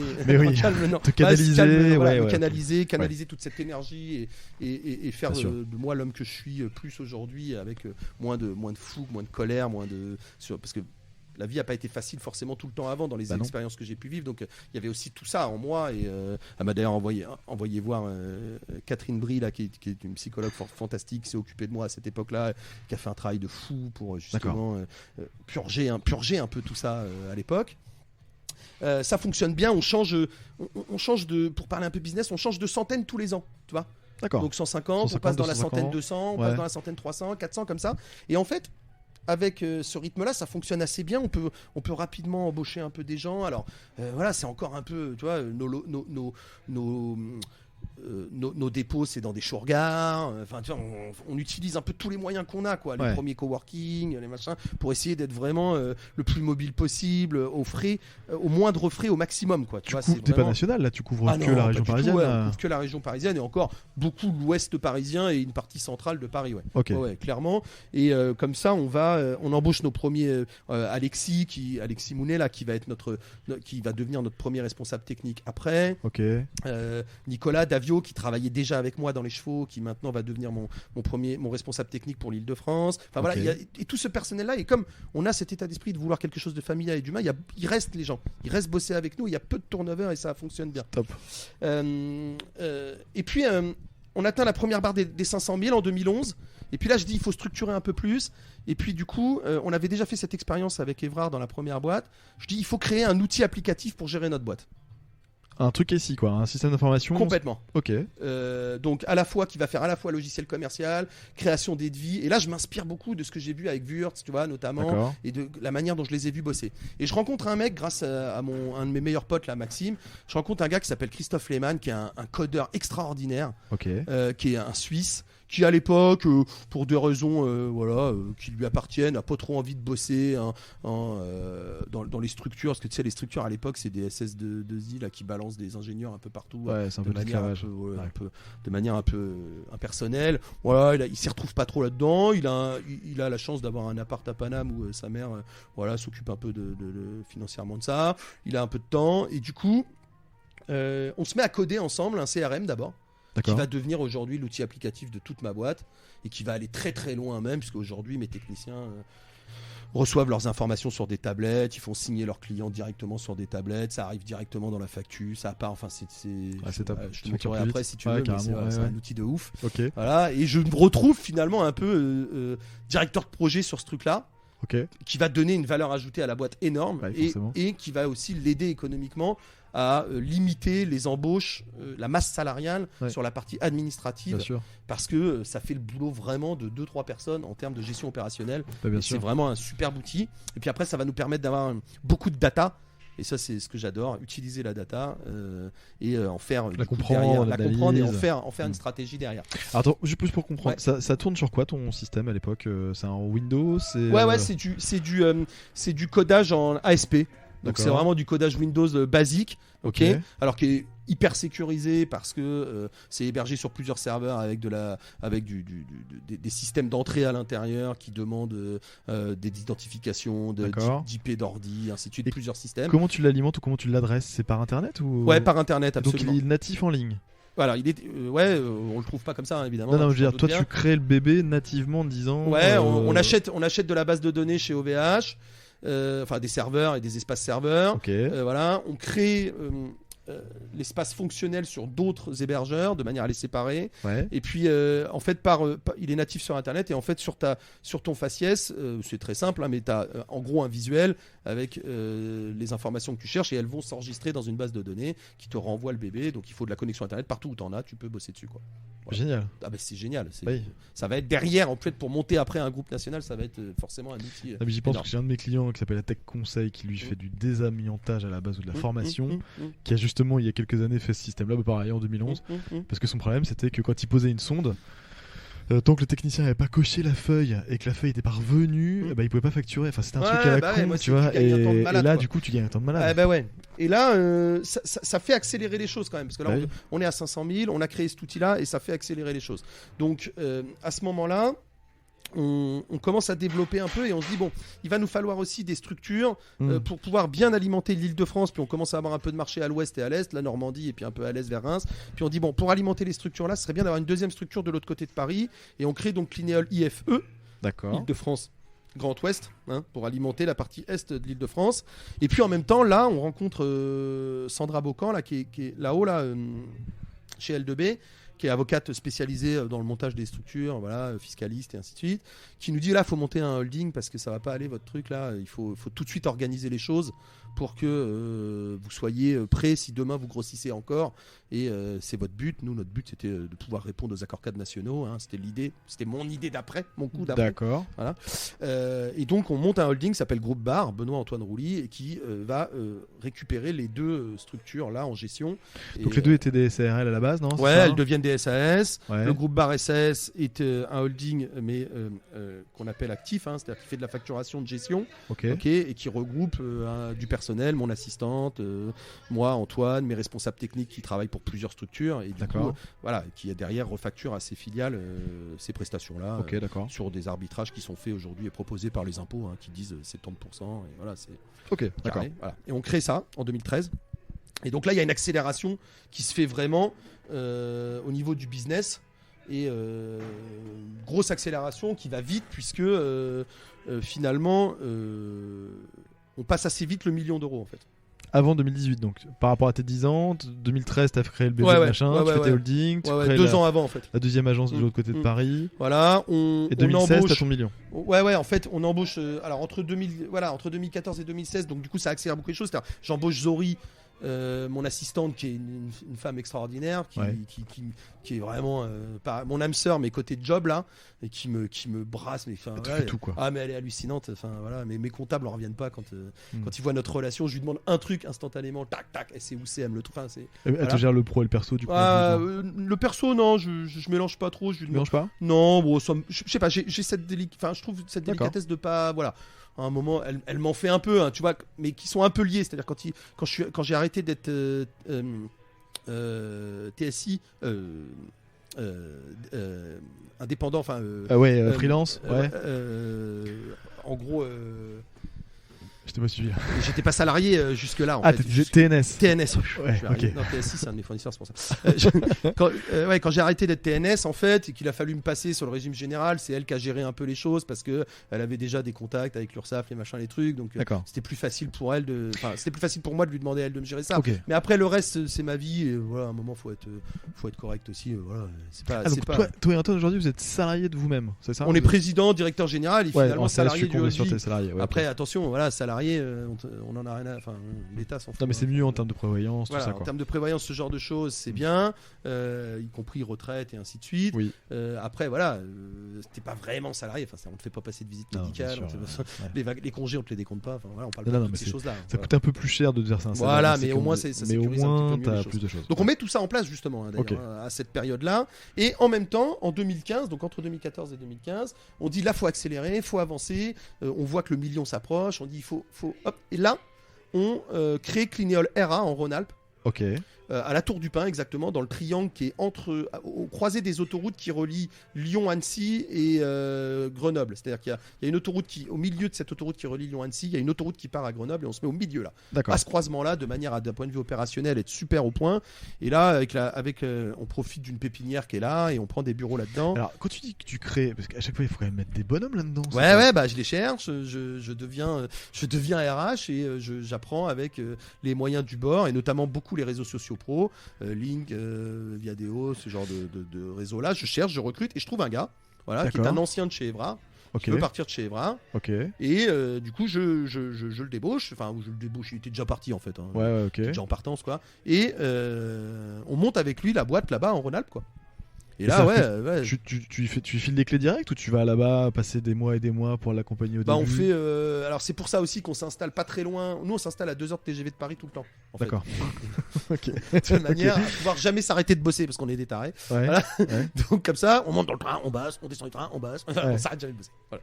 Et donc, on se met. Voilà, là, on n'est pas très loin finalement. Et puis, du coup, ça permet d'avoir un vrai positionnement géographique dès le départ. Puis après, on envoie un peu des gars au début.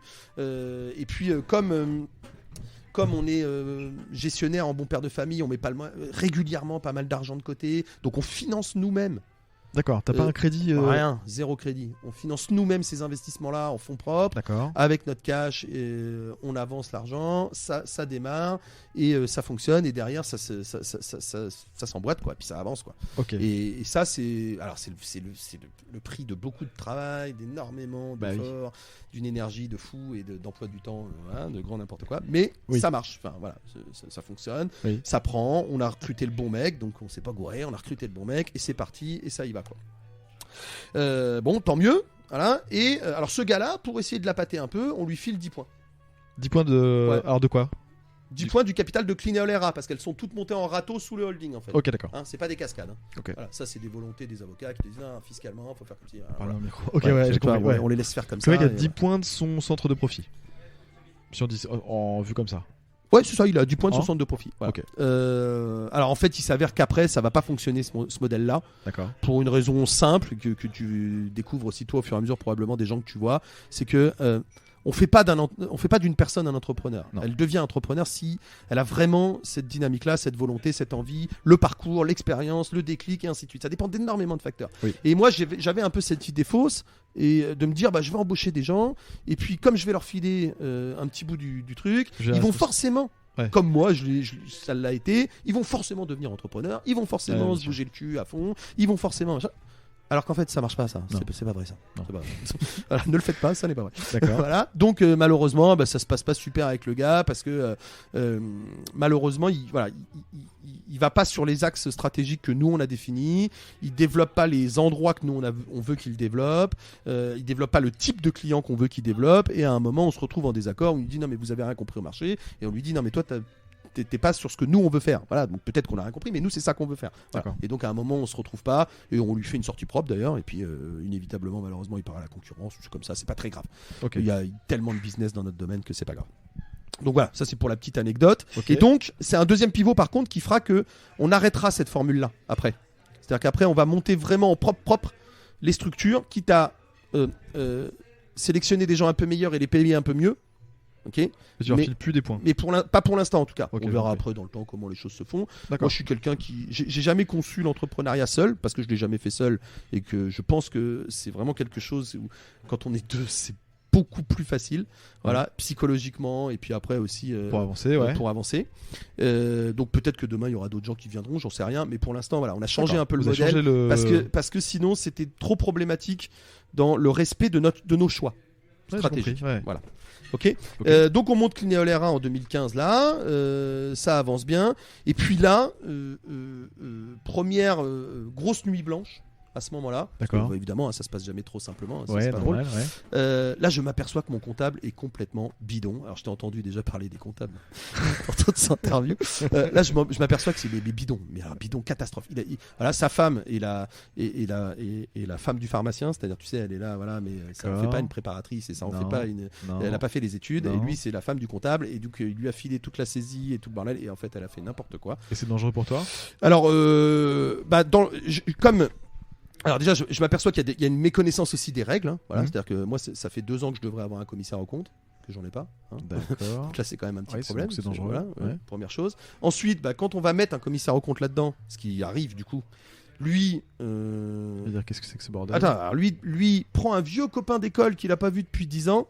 En se disant, tu vois, comme ça, il va me valider mes trucs. Ah, ton comptable. Ouais. Je dis pour pas voilà, que. Comme ça, il me fera pas trop chier. C'est un vieux copain. C'est moi qui le fais venir sur une affaire. Il m'emmerdera pas trop. L'autre, qui est pas du tout de ce biais-là, qui est un super commissaire aux comptes, dit non, mais attends, on s'est pas compris là. Ton truc, il y a beaucoup de choses qui vont pas. Alors pas d'un point de vue fiscal et ainsi de suite. C'est vraiment juste des affectations d'écriture en fait. Des comptes de charges mal faits. Ouais, elle en a fait un peu partout. Alors heureusement, comme il était conscient qu'à mon avis qu'elle était pas fantastique, il faisait sa compta sur la banque. Donc ça permet d'avoir les bonnes déclarations de TVA, d'avoir les bonnes déclarations de bénéfices et ainsi de suite. Okay. Voilà. Mais il y en a partout.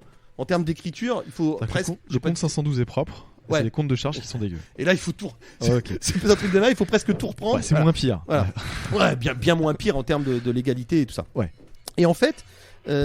donc là c'est les premières nuits blanches là. Voilà, et très vite je me réorganise et là du coup je recentralise ici à Normeco là mes comptes. Et je contacte une autre comptable. Donc là, il y a un passage de comptable. Ça, c'est un truc, je le conseille à personne. Hein, t'es à combien de millions ? Enfin, t'as passé ton million ? Ouais, là, on y est là. Voilà. On a passé le premier million. Après, on va arrêter de parler de chiffres parce que dans notre milieu, c'est. Faut pas. D'accord, ok. Parce que c'était juste pour comprendre l'enjeu comptable comment c'est relou de tout basculer. Ouais, mais en fait. Tu fais 50 000 € par an si tu veux, c'est pas très compliqué. Non, mais voilà. On a passé le premier million et on va aborder le deuxième. Puis après, on parle en plusieurs millions. Donc on arrêtera après. Mais voilà. Mais c'est pour des raisons de surveillance de concurrence et de machin sur le marché, pas besoin de... Quand tu seras coté en bourse, tout le monde saura. On n'en est pas là, je crois. Et donc, oui, mais c'est surtout un beau bordel, parce qu'il y a déjà 3 structures, plus un holding qui lui fait de la facture aussi, qu'il y en a déjà un peu dans tous les sens, et qu'il faut tout reprendre. Heureusement, comme je suis un grand taré, un grand maniaque, j'ai des montagnes, avec Zori, mon assistante, on a des montagnes de données qu'on a mis dans des tableaux, tous les paiements. En fait, on a une double compta presque. Mais bien sûr. Et du coup, quand on amène ça, c'est Alexandre Roger et Marie-François qui reprennent ça chez Normeco là. Ouais. Moi, c'est une des associés qui s'occupe de moi, Joël Leclerc, là, qui s'occupe de mon dossier. Elle regarde un peu le truc et eux, ils font un boulot avec nous de malade. Et ils nous disent, mais vous avez presque une double compta là en fait. Votre truc, c'est un truc de dingue. Et on recoupe tout et on réussit à tout remettre au carré, tout propre. D'accord. Mais je te dis que pour le coup, ça fait pas rêver quand ça te tombe sur la tronche, quoi. Tu te dis, waouh, toi, t'es en plein développement. Faut savoir qu'on est sur des croissances à 2 chiffres plus, hein, tout le temps, tous les ans. D'accord. À fond, tout le temps. Okay. Donc il y a une activité de ouf, quoi. Ouais, et on passe notre vie dans les transports, les machins. Enfin, c'est très intensif, quoi. Monter un groupe national sans argent, enfin sans dire j'emprunte 500 000 ou machin et puis je les pose là. T'es obligé encore une fois d'y mettre énormément d'énergie. Parce que t'es frugal en fait tout le temps dans tes voilà. dépenses. Et puis moi j'ai entre temps moi mon frère on s'est mariés, on a eu nos gamins qui sont arrivés, nos vies continuent, nos femmes, ça va à fond la caisse quoi, tu vois. Bien sûr, ouais. Et du coup c'est vraiment très très intensif. Donc quand t'as ça qui te tombe dessus, tu dis ouais. Super, merci. Merci du cadeau quoi. J'avais vraiment pas besoin de ça quoi. Ok. Bon, bref, donc on gère ce truc là. On fait un truc très propre qui du coup permet au commissaire aux comptes de tout bien revalider, de tout bien remettre dans les tubes. C'est top, voilà. Et du coup on se dit, il va nous falloir une structure au sud-ouest maintenant pour pouvoir occuper le territoire national. Et puis répondre aux fameux accords cadres et aux directeurs d'achat qui nous demandent ça maintenant. Parce que la vraie problématique, en fait, elle est là. C'est-à-dire que soit tu décides de rester à une implantation régionale, et dans ce cas-là, tu dis à tes acheteurs officiellement, voilà, moi, ma chalandise, elle est là. Voilà, point. Ouais. Soit tu veux tout de suite aller chercher une autre région, quelle qu'elle soit, et là, ils te disent, ouais, mais non, moi, c'est tout. Ou rien. Ou c'est rien. Ouais, pas de sous-traitance, quoi. En tout cas, à l'époque, c'est comme ça. Ça commence, ils sont en train de revenir petit à petit à des divisions. T'avais pas le droit de sous-traiter dans tes marchés? Si, on peut sous-traiter, mais dans notre business, c'est une niche. Oui. Bon, quand tu sous-traites, tu crées un concurrent en puissance. Ouais, okay, ça ne veut pas dire que officiellement tu crées un concurrent, mais tu crées un concurrent en puissance. Donc tu restes assez prudent sur ce biais-là, quoi. Oh, ok. Ouais. Donc en fait, il faut choisir ta stratégie. Il faut dire voilà, est-ce que je me positionne dans les 4-5 boîtes qui vont faire du national, parce que c'est le cas à peu près ça aujourd'hui. Voilà. Dans ce cas-là, il faut absolument que tu aies ça en ligne de mire et que tu lâches rien là-dessus. Okay. Soit tu dis je suis plus raisonnable. Moi, ce sera l'Île-de-France et un petit peu le Rhône-Alpes. Et dans ce cas-là, par contre, il y a tout un tas de marchés auxquels je participerai pas tout un tas de portefeuilles de grosses affaires auxquels je participerai pas parce que pour le coup, j'ai pas fait la. J'ai compris. Donc là, on dit il faut créer à Bordeaux. Pour avoir une structure en fait sur chaque carte de la France. 2 heures de TGV. 2 heures de TGV, tu vois que tu as compris le principe. T'as vu, c'est pas dur. Voilà, 2 heures de TGV. Ouais. Et là, on crée Bordeaux avec un de nos anciens clients. Ouais. Qui lui est parti vivre à Bordeaux parce qu'il était à la base du Pays Basque un peu plus bas. Okay. Et qui dit moi les gars, je suis chaud, j'adore votre truc, je monte ça avec vous et voilà.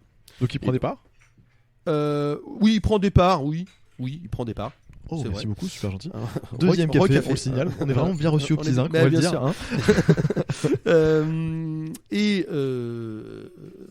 On crée Clinéol SO pour Sud-Ouest en 2018. Donc là, on arrive maintenant sur du récent. Ouais.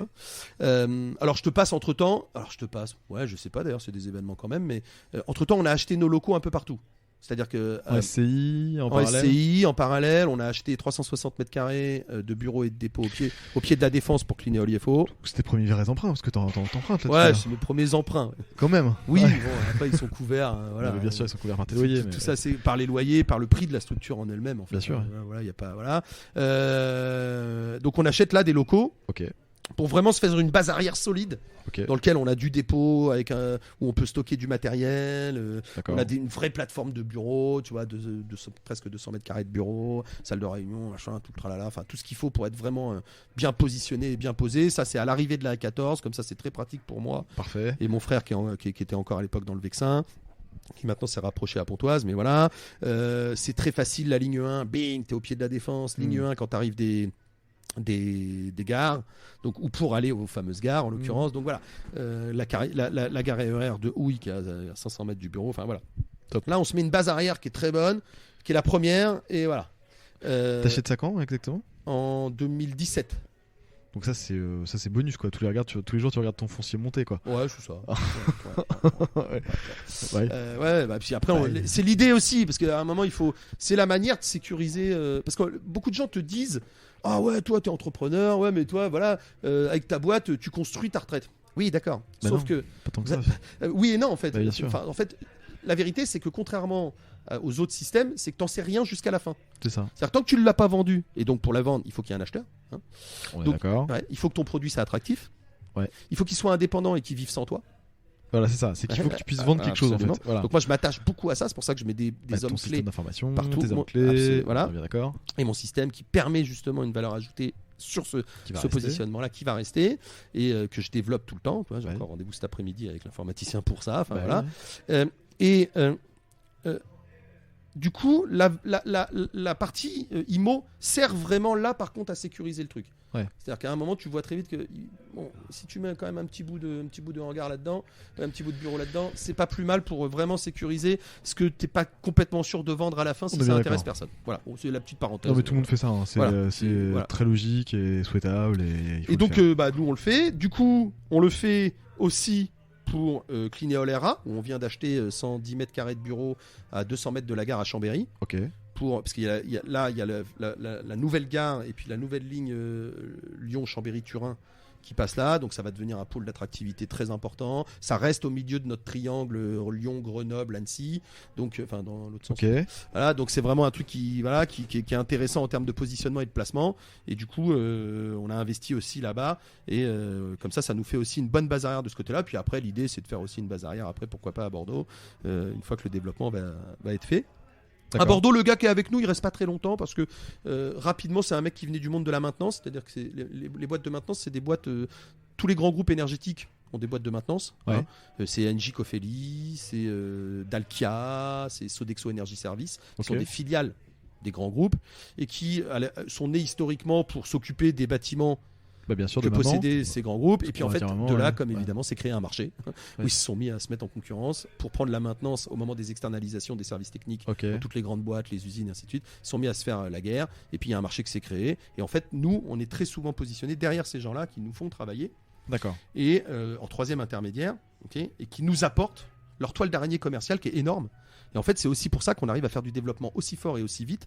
C'est parce qu'en fait, ces gens-là, dès qu'ils prennent un nouveau contrat ou dès qu'ils pivotent entre eux, Ils des mettent leur contrats, prestat dessus. Ouais. Ah, ok. bah, Ouais. ils appellent leur prestat. Ok. J'ai compris. Ok. Et puis si toi, tu étais en place à l'endroit où eux ont laissé le contrat à un autre et que tu connais l'autre, bah, tu restes en place En et direct. tu continues. Et donc, en fait, c'est comme ça aussi qu'on va très vite avec, à l'époque, 2-3 commerciaux. On embauche Jérémy, qui est aujourd'hui notre pilier commercial, qui à l'avenir s'occupera des commerciaux sur La l'île de direction France. commerciale, ouais. Ouais, enfin en tout cas au moins sur l'île de France déjà. Il est chez nous depuis 10 ans, tu vois, et aujourd'hui il connaît tout le monde dans la maintenance, et du coup à chaque fois qu'il y a des changements de site, des machins, des trucs, hop, il est capable de... Appelle un tel, machin, bidule. Eh ouais, Ok. voilà. Le maillage, Donc, quoi. il y a un Ouais. maillage qui est vraiment nous apporteur d'affaires. T'as Par combien contre- de techniciens, enfin, juste pour comprendre, parce que ça, il faut pas que vendre. On a, faut quand même alors, faire. on a aujourd'hui, alors aujourd'hui, attention, il va y avoir une petite distorsion sur le nombre de personnel. Parce D'accord. qu'aujourd'hui, on investit de l'argent beaucoup dans le recrutement. Ok, D'accord. parce qu'on veut accélérer. D'accord. Ok, depuis 2 ans.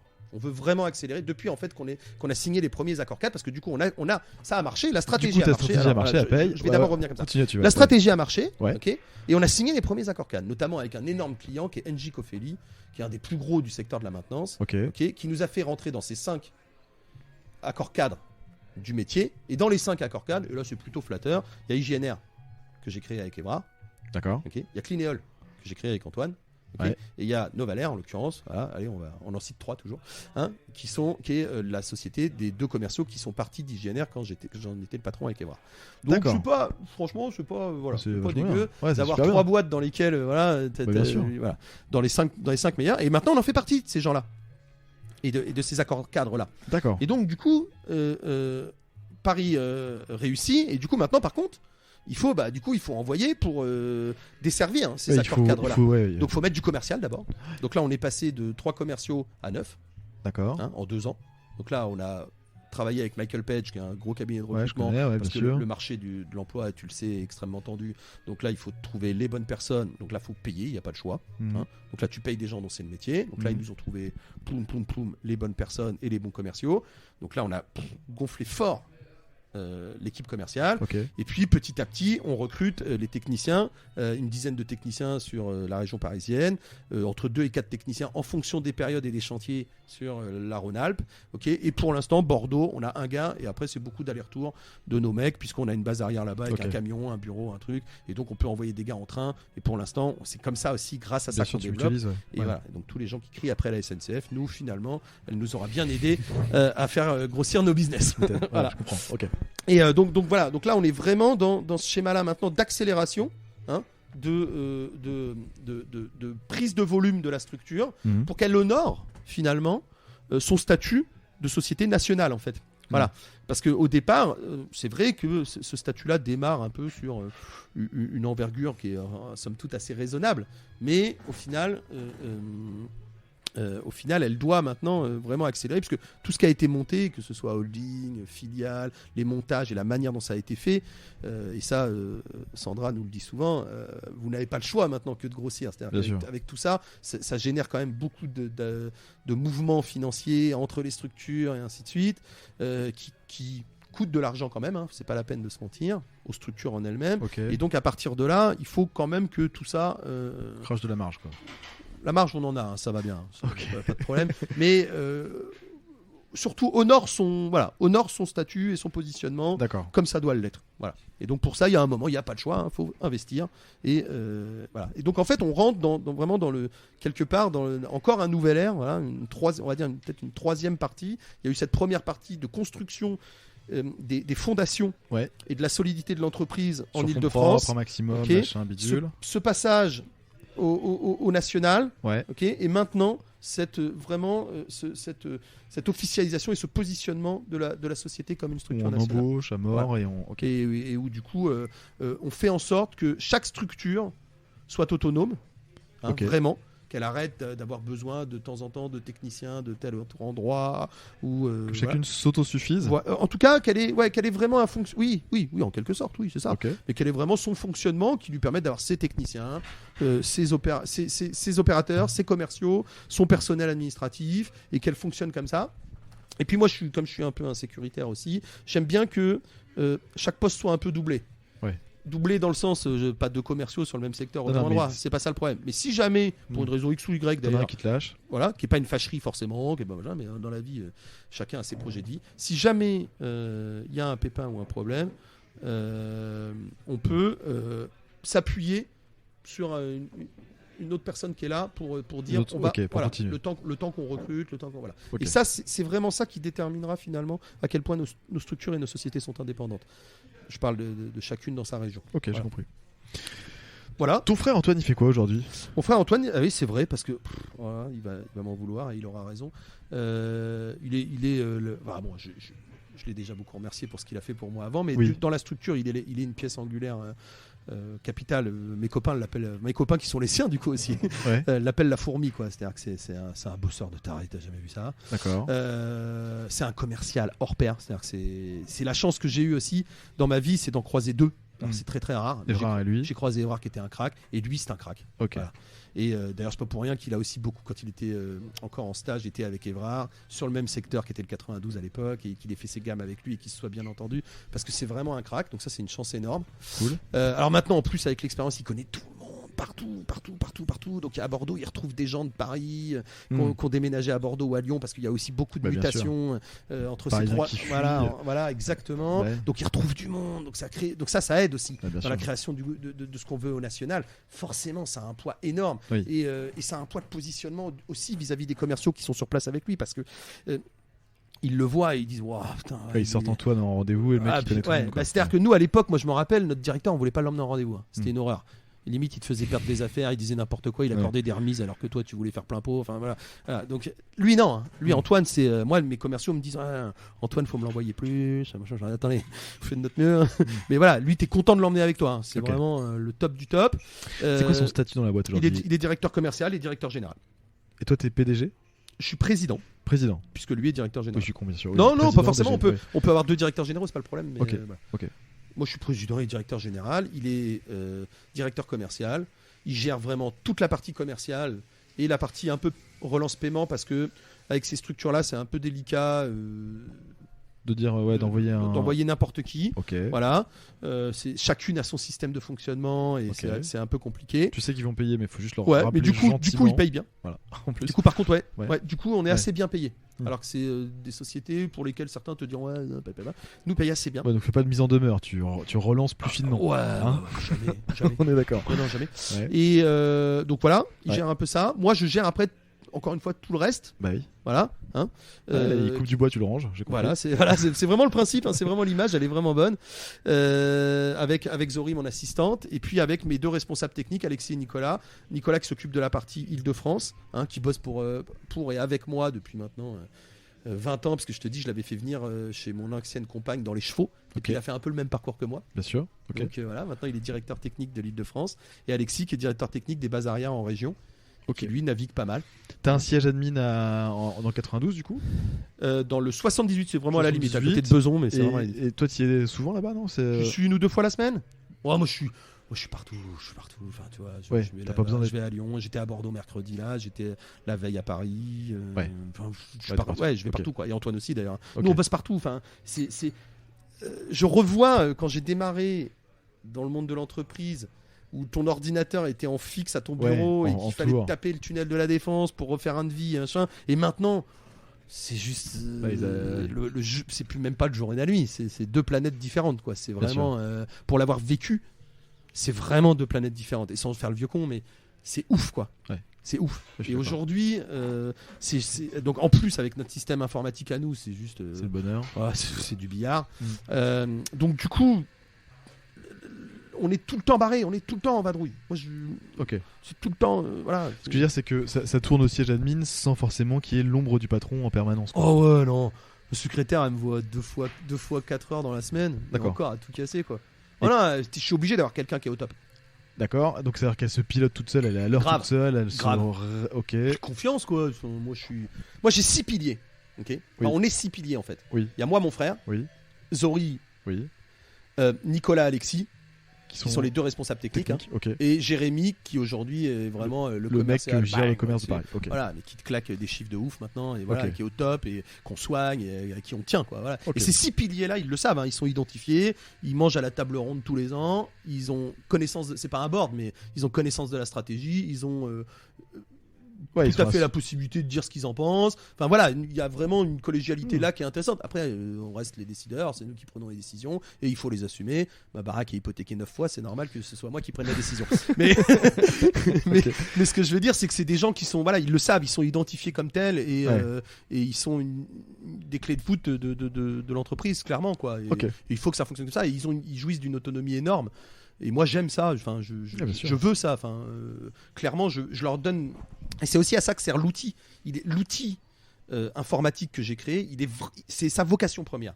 C'est de dire, je vous mets 2 barrières de chaque côté, 4 voies, Ouais. et dans ces 4 voies, je sais que je suis en sécurité moi. Ouais. Donc dans ces 4 voies, vous savez ce que vous voulez, Ouais. Ok. Voilà. sous couvert que vous rouliez dans la limitation de vitesse, et si Ouais. vous roulez pas dans la limitation de vitesse, j'ai une alerte.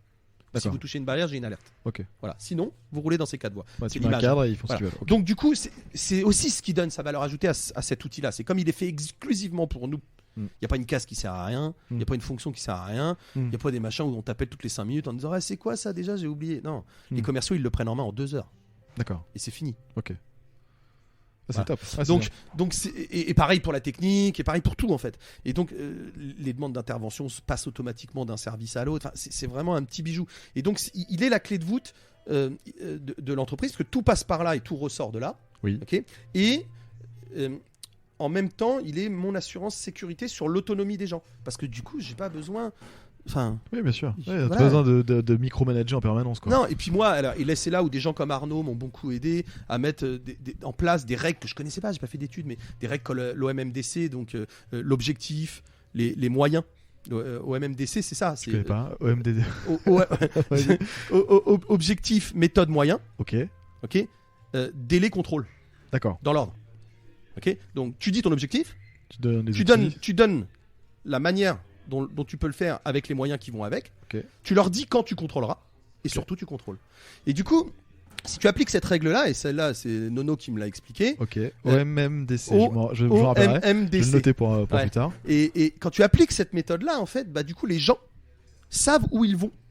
savent ce que t'attends d'eux, Ils sont rassurés. comment ils seront contrôlés et à quel délai.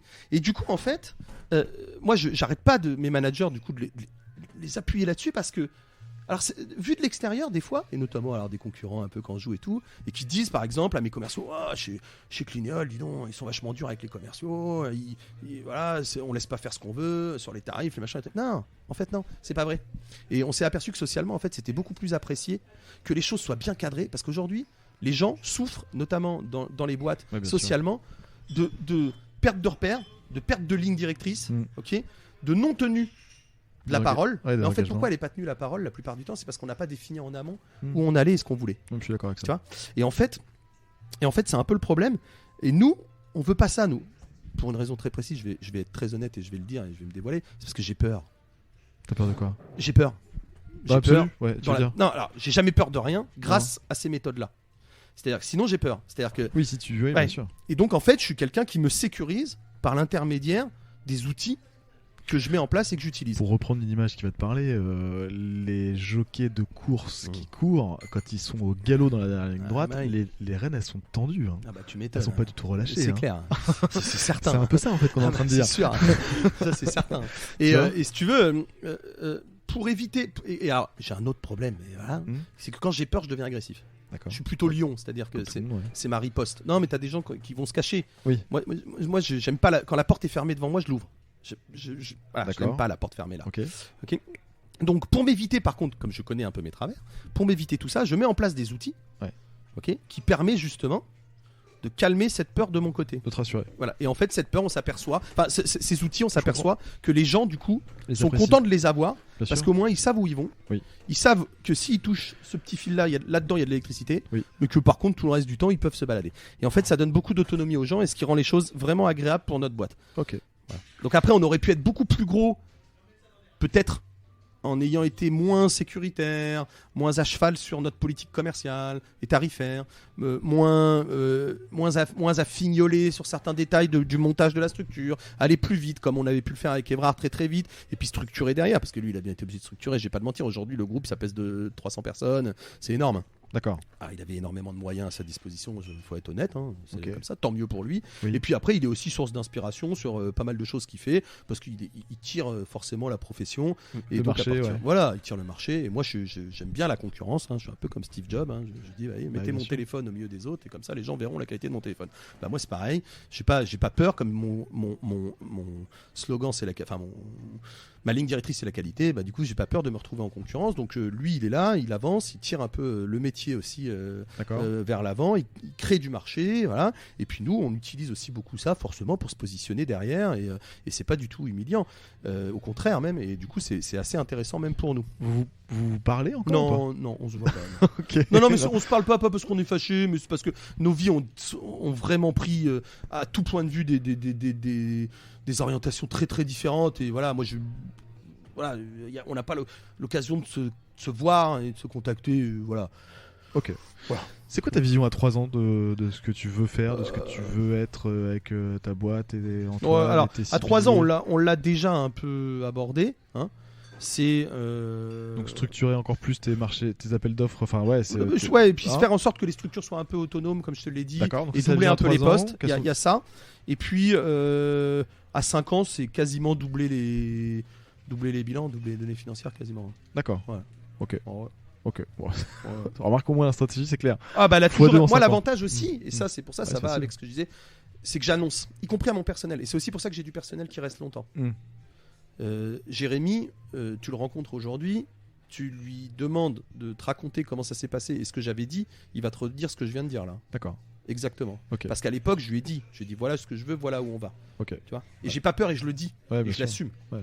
Donc, enfin, je l'assume si je me gourde. Il y a des fois, ça m'est arrivé, hein, on n'a pas toujours raison, de Non. dire bon bah voilà, il semblerait que là, on se gourait et que c'était pas le. C'était pas la bonne décision, Pas la- pas la bonne non, vision. pas la bonne décision, ça va, mais c'est surtout la bonne. Parce que tous les ans, par exemple, je leur annonce un peu comment va se comporter l'année. Parce que je surveille beaucoup les marchés, je suis passionné d'économie, j'adore ça. Comme D'accord. on le disait, j'écoute BFM Business, j'ai fait toute ma culture économique là-dessus, et puis en lisant beaucoup sur les données économiques, des choses très pédagogiques. D'accord. T'as un avis forcément, sur chaque pour les action en comprendre. bourse ou En tout cas, ouais. voilà, je me rappelle au début, j'ai commencé en écoutant la toute petite partie qui durait 3 minutes sur la bourse sur France Info. Je te parle de ça à 15 ans. Ouais. Et puis, j'entendais mes clients, mes donneurs d'ordre, les Sodexo, les Bouygues et machin, et je m'apercevais qu'avec un décalage de quelques mois, putain, leur vie à eux, c'était la mienne, quoi. Ouais.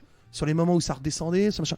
Puis à un moment, je me suis dit, mais oui, de toute façon, enfin, je veux dire, c'est ICAD, qui est propriétaire d'un bâtiment qui est géré par Bouygues Energy Service, qui me demande à moi de faire des travaux.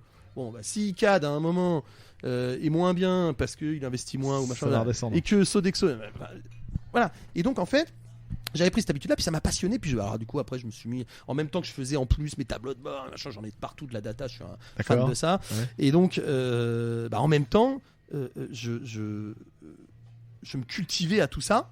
Et du coup, j'en faisais profiter aussi les gens qui bossaient avec moi, en leur disant voilà, je pense que l'année prochaine, on va avoir un bon premier trimestre.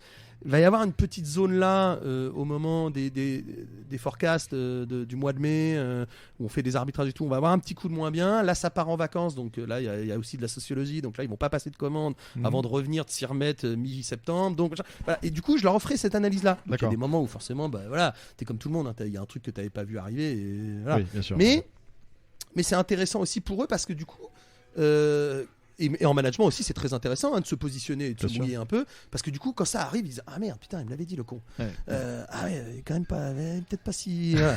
Ok, c'est un patron, il est un peu mais malgré tout, ça, il me l'avait annoncé, il me l'avait dit. Et quand il revoit arriver un truc que tu avais annoncé 3-4 ans avant en disant on fera le million à telle date, machin, il dit ah putain, ça aussi, il me l'avait quand même dit quoi. Et puis du coup, à un moment, voilà, ça donne aussi quand même ce qu'on appelle de la crédibilité. Et en management, moi, c'est le premier mot que je donne toujours et que j'ai à Antoine.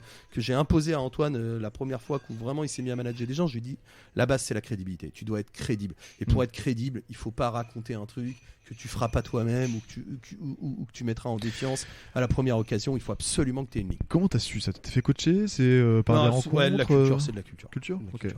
Je suis un fou de questions, tu vois, bien vu, je suis très bavard, mais du coup, je suis dans l'autre sens aussi très. J'arrête pas. Enfin, tu vois, voilà, c'est ça. C'est venir voir Arnaud ici au Zinc, prendre un café avec lui pendant 2 heures, et puis lui dire, parce que les entrepreneurs souvent. J'ai un problème de ça, j'ai un mais problème de ça. dis, t'en penses quoi toi de ça? Parce que là, je vois pas bien comment. Ouais. J'arrive pas à démerder mon truc. Et puis lui, il te dit son truc.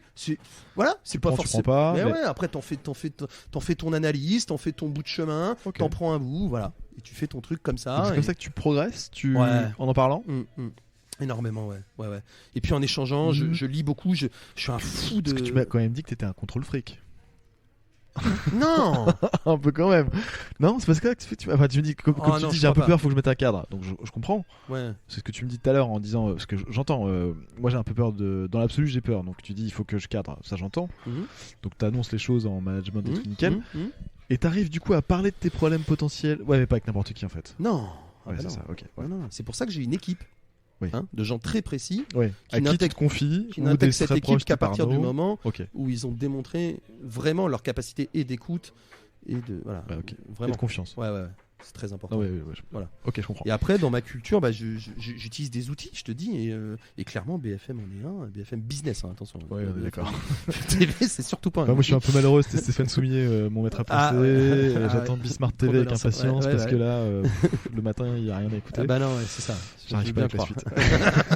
non, mais voilà, j'adore ça. Moi, je suis alors, pour parler un peu donc, des médias, du coup, parce qu'on a vu un peu ça avant de se mettre à parler, mais du coup, moi, je me bouffe des séries de Nicolas Dose, les experts, j'aime bien aussi, en podcast à gogo, parce qu'il y a un vrai débat, il y a un vrai échange. Et en plus, il invite vraiment tous les courants. Quand il invite les économistes atterrés et ainsi de suite, sa bataille sec, et c'est super intéressant.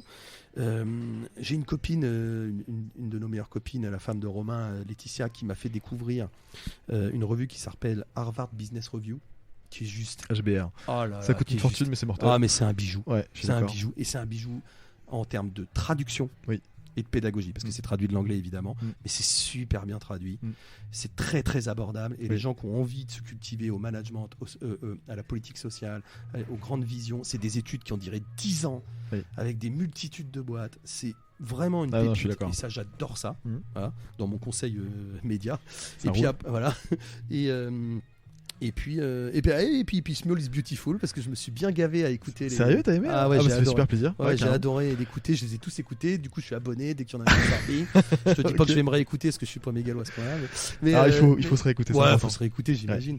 Mais voilà, donc ça j'aime bien parce que du coup j'ai perdu le podcast de l'entreprise BFM qui n'existe plus. Il y a Philippe Bloch qui faisait ça, j'adore. Absolument. Ouais. Et on retrouve vraiment cet esprit-là avec plus de détails et surtout une clientèle qui correspond plus, qui est celle des entrepreneurs du terrain. Alors, il y en a plein d'autres que je vais te recommander. Faut que tu écoutes absolument Le Gratin de Pauline Léniaud. D'accord. Ouais. Génial. Ouais. Elle a une diction, une précision qui est super intéressante. Ouais, j'aime ça. Et elle s'intéresse vraiment aux entrepreneurs. T'as Génération Do It Yourself de Mathieu Stéphanie. Alors lui, c'est carrément le parrain du podcast en France. Le mec, je crois qu'il fait. Et c'est pas trop orienté. Enfin, c'est parfois pas mal start-up, mais pas que. Ouais, parce que j'ai un peu de mal, moi. T'as un épisode que je te recommande qui est de Olivier Bourran, le mec qui a monté Mantou. C'est la boîte. Mantou, ouais, bien sûr. La boîte a 12 ans, elle fait juste 450 millions d'euros. Ouais, je vois. Ouais. Sans non, mais je vois très bien crédit. parce que j'ai dû l'entendre à mon avis sur BFM Business. Brillantissime quand même, au passage. Clair, et donc voilà, t'as parfois un peu des start-upers relous. Oui, non, un peu trop c'est pas question de relou, mais moi j'ai tendance aussi à me dire que je suis. À force de les entendre, d'entendre les réussites aussi de ces gars-là ou de lever de fonds pas possible avec du pognon de ouf, il y a des fois j'en arrive à me dire merde, j'ai merdé moi, qu'est-ce que j'ai fait est-ce que j'aurais pas dû aller taper 1 million Ouais, je suis d'accord avec ça. Tu vois, t'as des moments où t'as des doutes comme ça où tu te dis mais merde. Ouais, en fait, je suis petit joueur. Attends, je suis d'accord avec ça. J'ai raté un truc à un moment. Alors qu'en fait, chacun son modèle. Si tu veux. Mais bien sûr. Et c'est vrai de temps en temps à trop écouter un peu ça. Ouais, voilà. J'ai un peu cette. Ça moi j'aime bien les écouter parce que c'est pareil, jamais je lèverai de l'argent, mais en revanche j'aime bien écouter les conseils des mecs qui ont levé de l'argent. Pas tellement pour l'argent qu'ils ont levé, mais plus pour ce que les investisseurs qui les font chier derrière avec les KPI, etc. Ce que tu dis après tout, cette méthodologie qu'ont les investisseurs, je peux très bien me l'appliquer à moi-même sans leur demander de cash. Bien sûr, absolument. Tu vois, et puis tu peux l'appliquer dans d'autres cadres, même dans tes relations avec ta banque, par exemple, ce genre de choses. Tu peux introduire justement un certain nombre de critères qui ont été utilisés dans ces levées de fonds. Je suis d'accord, mais c'est pour ça que je me force aussi à l'écouter. Mais c'est vrai pas trop et pas trop souvent, parce que sinon ça te vrille le crâne. Ça te vrille le crâne. Okay. Voilà. Ça marche. On a bien avancé. Je sais pas quelle heure il est. Je pense que ça va être un des plus longs épisodes. Je suis désolé, je suis très bavard. C'est très bien, c'est parfait. Benoît, tu nous as déjà recommandé du contenu. J'ai pas mal traité. Donc c'est top. Tout est déjà quasiment traité. On va citer HBR. Ouais. Comment donc on a dit comment tu progresses. Qu'est-ce qui te fait aujourd'hui qu'est-ce qui t'amuse le plus dans tes journées aujourd'hui, dans tes missions? Je l'ai dit déjà un peu, mais j'adore la data, j'adore ça. J'adore l'analyse de la data, ça, je kiffe ça. Donc si tu peux te prendre 2 heures pour analyser les data, c'est un kiff. J'adore ça. D'accord. Construire des espèces d'algorithmes sur Excel et tout pour sortir des trucs avec des données des fois improbables où je recoupe des trucs dans mon bilan, dans mon bordel. Donc ça, un comptable verrait ça et dirait mais vous êtes complètement allumé, ça n'a rien à voir. Et malgré tout, on arrive à y trouver des logiques et des répétitions. C'est assez dingue d'ailleurs, parce que maintenant j'ai beaucoup de data, c'est ça qui est génial. J'ai 15 ans de data, donc c'est fantastique. Et donc il y a ça.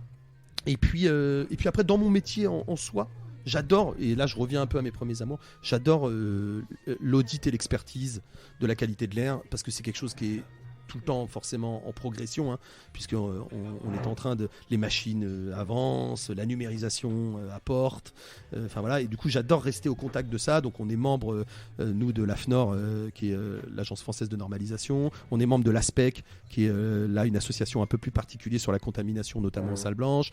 Je surveille beaucoup ça, j'adore ça, et ça c'est vraiment mon kiff. Voilà. Qu'est-ce qui t'ennuie le plus? Alors ce qui m'ennuie le plus, c'est...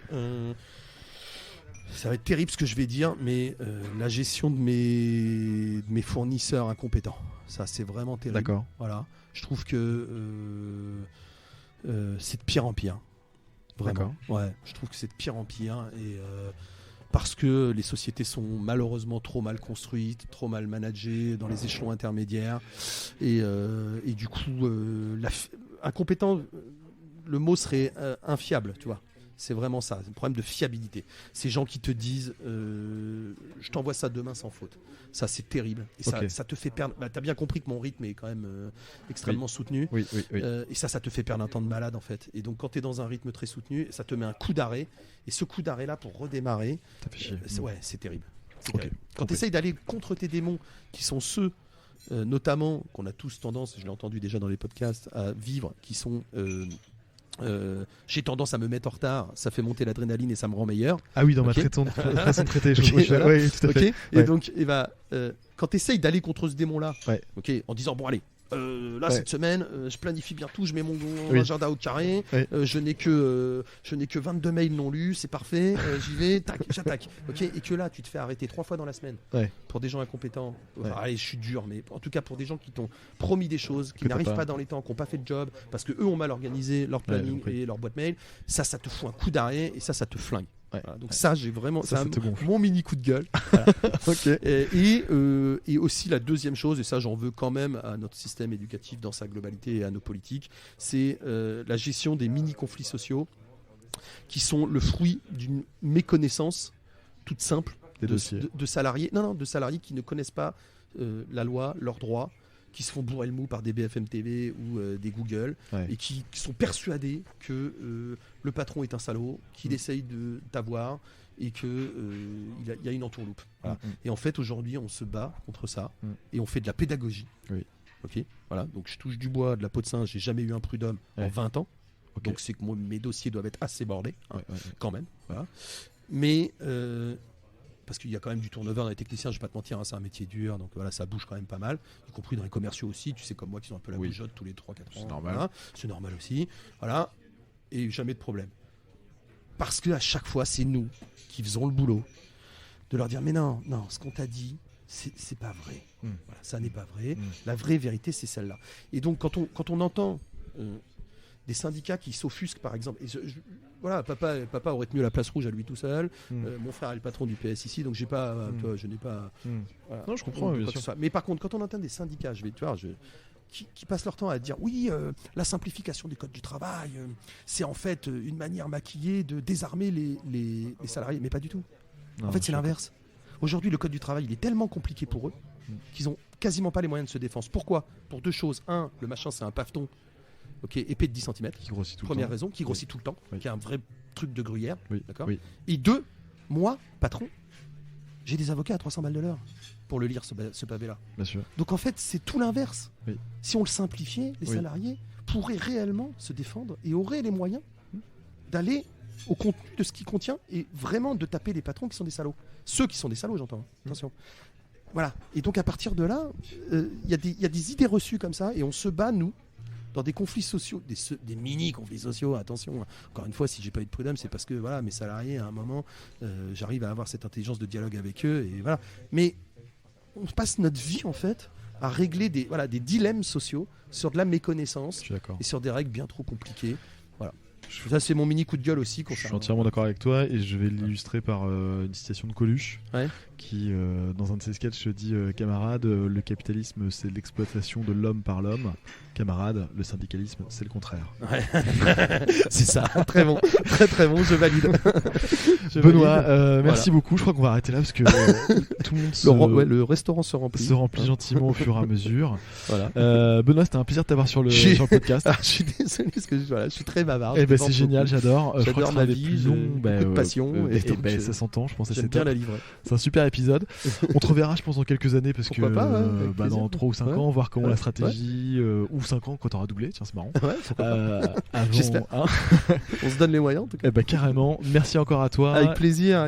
Et à très Merci bientôt. beaucoup. Merci à très Benoît, bientôt. Salut.